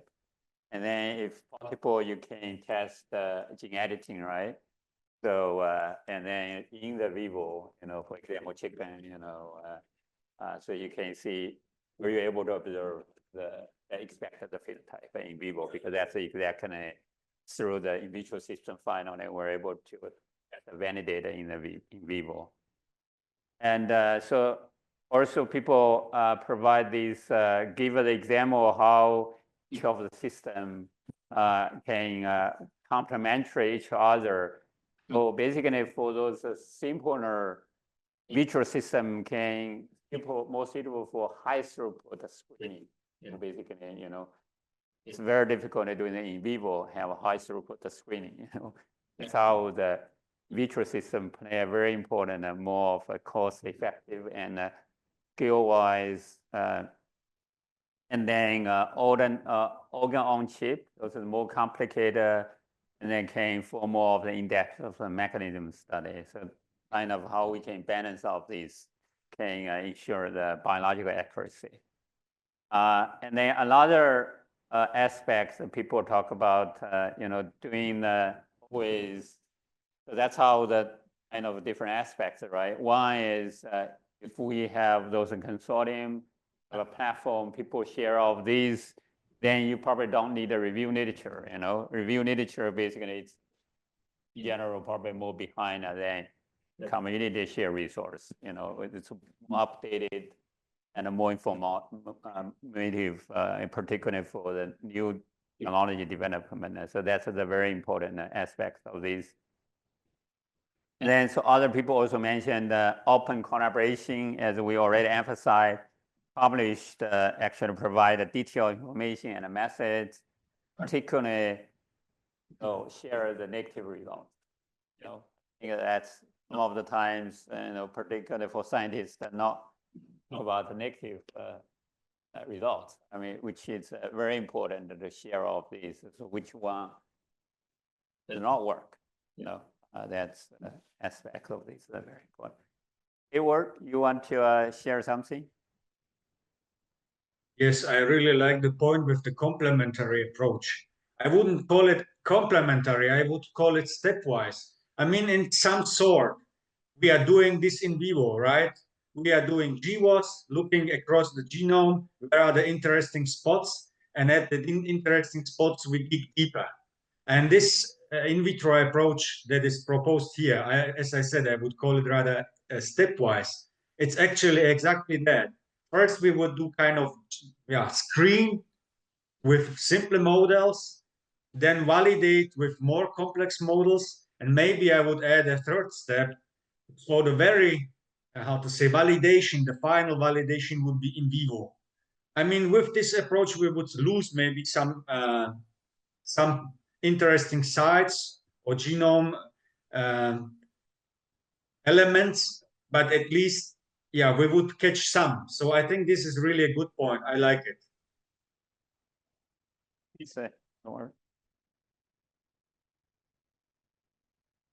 Okay, move to I like stepwise, you know, kind of, yes, instead of complementary. I would agree. I will start with that. Oh, somebody in the room likes this. Okay, I move. I mean, basically, it's like in vivo stuff can serve the next step for in vitro. And at the same time, doing the in vitro, sometimes you can also do the test in the in vivo. So it's kind of necessary in order. Okay. Yeah, well, I'm really thing that I learned mostly during this course was also to really deeply discuss the methodological ways. And I feel like this is a very nice description of general idea and how we want to collaborate, but it's all about the details. So for me, as I work as a research technician in the lab, and we have been optimizing growing the organoids in 2D on a transwell, and found out after 3 months or after 6 months that the transwell was the problem rather than our culture methods. So it's all about the details, and I have difficulty with how can we share this information with other people in the lab without actually having to publish negative results, because they're small details. So I would love to have some input on how we can share these kind of information, and so that we're not all indeed inventing the wheel, but really on the details. So maybe this is really a day-to-day, maybe a community, maybe even a Slack community or something like that. Could be a useful thing for day-to-day stuff. Otherwise, my opinion could be, I mean, again, the FAANG portal where you can upload the protocol and specify what. No, I'm having both. I'm having both.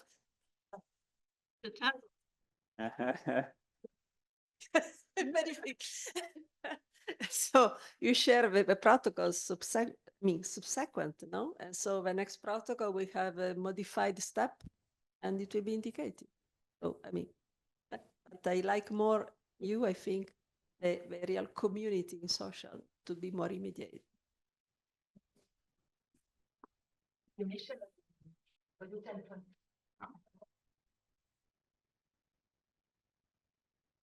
think this could be the mission of a technology center in a research infrastructure. Because if you rely on spontaneous input on the portal, people don't go always to the portal, they are not triggered.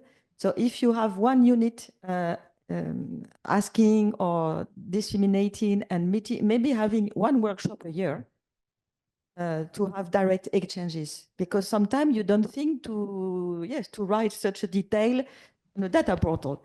And then you discuss spontaneously and you discover, oh, you don't do this, but I do that.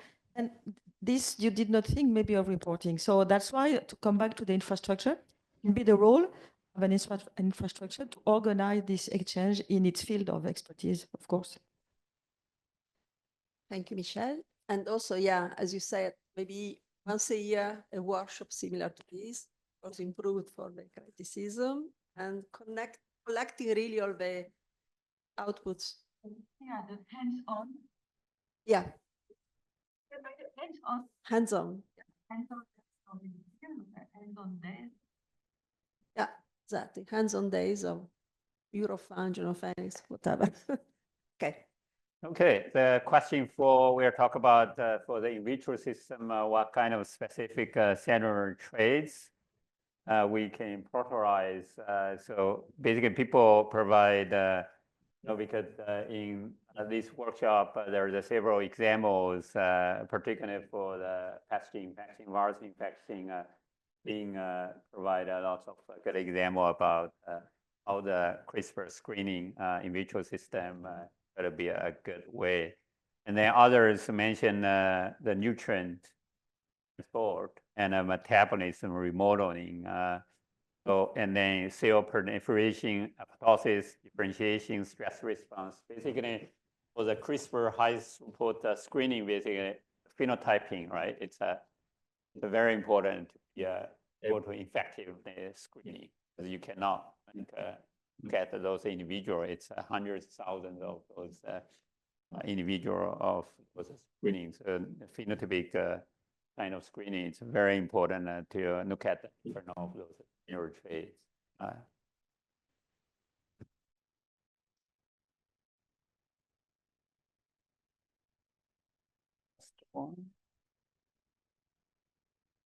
So the last question is talk about in your review, which of the approaches in vivo, in vitro, and in silico will be critical to improve the ability of the in vitro system to accurately mimic organism or phenotypes.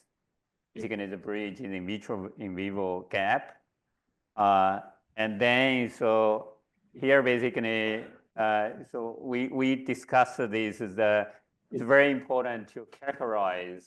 I think Richard, you know, you guys kind of characterize his organoid as a single cell, right? Phenotype this to make sure, you know, that organoid, that in vitro system really not 100%, but kind of mimic of a third of the physiological status of the, depending on which of the questions, and also epigenetic difference, and then compare with the in vivo system. You know, if you get the similar tissues or similar cell population, where you the profiling of these phenotypic like a transcriptome, where you get the similar of the profiling really reflect what the physiological, you know, status of between the in vitro and in vivo system. So that's it's a very important to basically, otherwise how you can utilize those in vitro systems, answer the questions you try to address. And then so this one basically again it's a defined structure of organoid to mimic in vivo. And this one basically provided some of the idea about, you know, to bridge the gap between the in vitro and in vivo, and then combine the in vitro and in silico approach. Talk about in silico model can eliminate the complex of the biological system, helping to design, optimize the in vitro experiment, better mimic. I like that idea, you know, because now with AI, right, we get probably lots of the information can help us, you know, design that organoid that can really reflect more of the complex of the physiological status of the organoid. So that way can, you know, help you answer those challenging questions. And then use a computational model to predict the gene regulatory network, drug response, can guide and develop those 3D culture system or organ on chip technology that make these in vitro system more physiologically relevant. That's the all of 5 questions, you know, the feedback. So I'm not sure if any of you guys have any comments, feedback. Okay, Michelle. Edward, you can get started before Michelle. Yeah, go ahead. I see that Ling Tao also raised hand. Maybe our we were going to have an Nindo to provide a remarks in a second. Maybe our points are, sorry for interrupting you. Maybe our points are very similar. I think maybe it sounds crazy, but I think to really improve the in vitro models, we need to know more, learn more from in vivo, you know. Now there are all those efforts with single cell sequencing and single cell atlases, and these will give us ideas what the cells in the body do when they have the systemic environment. And I think this knowledge we need to improve the in vitro models. That's why I think these efforts are really one of the keys. And then another key that I see is we always criticize the in vitro models, but maybe I'm wrong, but I think we never really did an effort to compare what happens in vivo and in vitro. Maybe we need some more experiments in this direction, that for some key questions from the same organism, we do same experiment in vivo and create in vitro models for the same organism and compare where are the gaps, to really know where the gaps are, because I think we don't really know. That would be my suggestion. So thank you. Just this makes a link with, wanted to remind the talk we had from Fulvio Gandolfi this week, which exactly illustrated the fact that with the different in vivo phenotyping criteria, he had, if I remember well, different ranking of the feed. So of course, there is not one single criteria to say this feed is good for fish or not good. And when he was using the same nutrient on the cellular model, also he had a different ranking of the feed depending on which cellular criteria he was looking at. So at the end, he said there was a good correlation between the variability of in vivo and in vitro, but still, I must say, I didn't completely get how he calculated or how he got the correlation. So I agree that it's more than understanding, it's there is variability on each side. Huh? So having this correlation is critical. And I think it would be good to work again or to ask again to Fulvio how this correlation can be best determined, because I think there are very few studies where you have exactly the same type of question with a scale of variation in vivo and in vitro with the same objective, which was efficiency of that feed. And I think this could be a nice example for Genophenix, where the question previously questioned about nutrient absorption, because to study feed efficiency is a critical trait. Huh? And then in phenotyping, in vivo phenotyping, you are phenotyping pigs in one place, cattle in another place, or chicken with another place, different equipment, not the same size of the animal.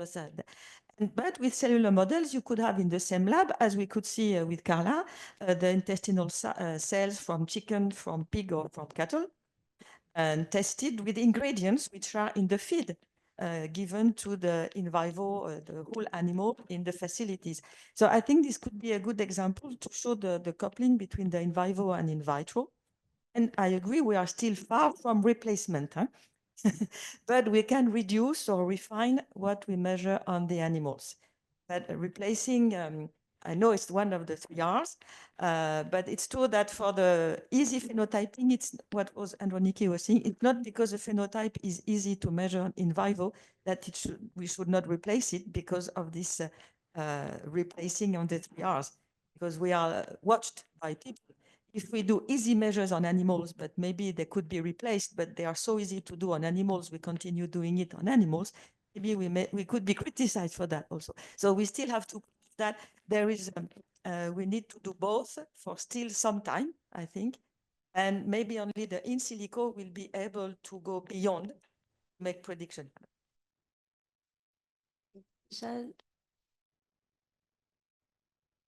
Okay. Well, so Ninja is here. So Ninja, if you can provide some of the perspective to this workshop, particularly in that, you talk about in the farm GTEx that, future direction, I think it will be benefit in terms of in vitro versus in vivo G2P research. Ninja? Okay, thank you so much. Can you hear me, Huajun? Yes. Okay, thank you for the invitation. And from you and the organizers, I'm quite enjoyed, to be honest, about the discussion and how we can, talking about the in vivo and the in vitro systems to answer the regulatory grammar actually, of the DNA sequence.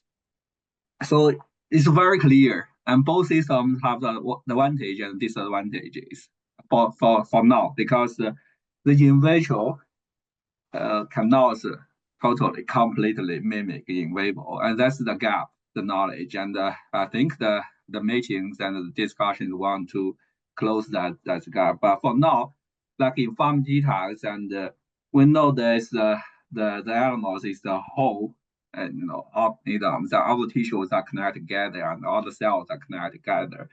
And the strategy we are using the farm GTEx in the next 5 years and to use the in vivo. And because all these things are quite related to the biological question you are asking. For example, you're interested in the particular pathogen and exposure infection, induced infection, and you need to know which is the target tissue, right, in the body. And And another example we learn from the analyzing the farm data is we know like a feed efficiency. Sometimes we think in chicken and the gut tissues may be very important, but at the end we found okay, the retina and the eye, and which is show much important than the gut tissue.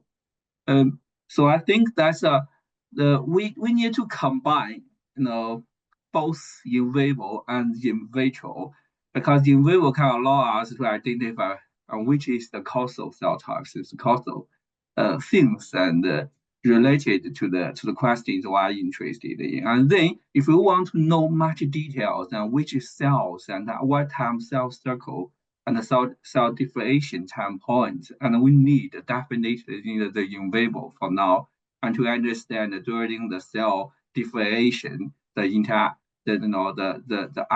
activation during the immune responses, and that cannot be done in vivo. And you only can use this in vivo, in vitro, or look at the 3D organelles and to understand the refined and to measure the cellular phenotypes. So in summary, I enjoyed this discussion, but I think it's at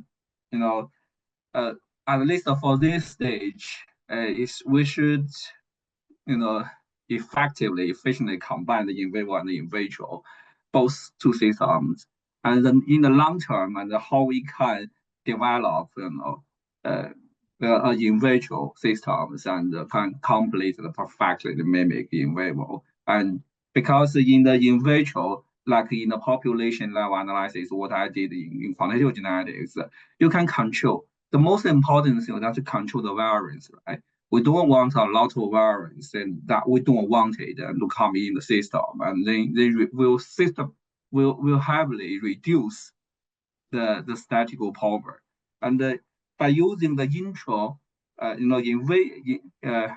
in vivo system, and we will collect the data from the individuals, and you can now control a lot of the environment, but that can be done in the in vitro system, in the cell lines, organelles, and you can really reduce the unwanted variation, and by using few individuals and to achieve the equable statistical power compared to a very large sample size in the field in the in vivo system. So in general, so my comments I think is that yeah, and so how we can develop this in vitro system and more likely to mimic the in vivo, that could be very long. And a lot of questions about the standardization, I think more directly related to the biological question we are going to ask.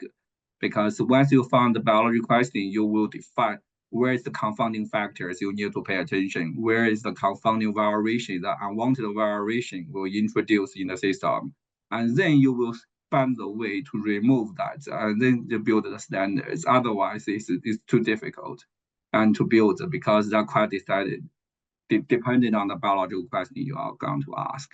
I will stop here, Huajun. If you have any specific things you want me to summarize, just let me know. Yeah. Thanks very much, Ningzhao. Yeah.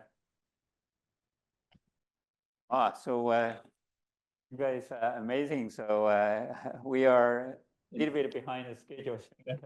Everyone is quite focused. Yeah, I wanted to thank Lin Zhao as well. Thank you very much for being here. Thank you. Yeah, thank you. This is amazing. It's amazing discussion. Yeah. So should we go to it and reconvene for group picture conclusions after lunch? Maybe take a picture first, Picture first? Yeah. Okay. Yeah. So picture first, everybody here. Yeah. And then we go to lunch. So where we have a picture? Here, right here. Oh, you're here. Okay, in front of everyone come here. Take picture, guys.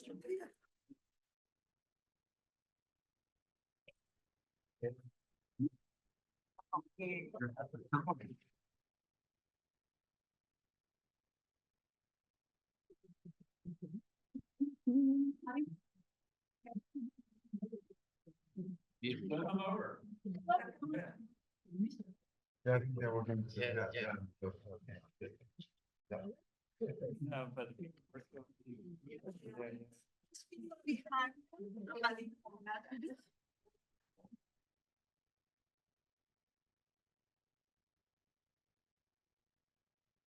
I think there are more than people sitting in front, right? Yeah. Yeah. Yeah. We need the people here. So. Okay.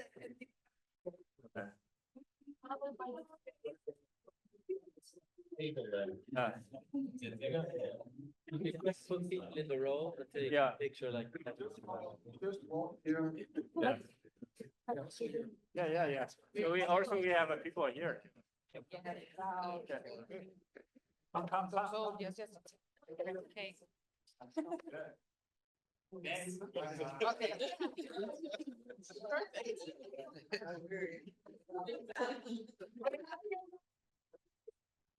Hi. Someone there?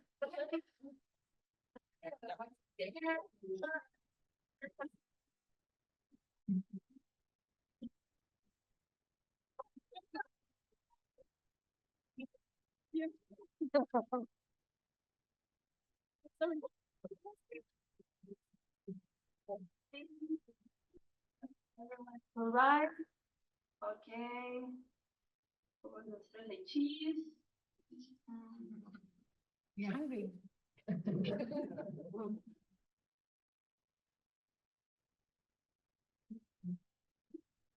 Wait.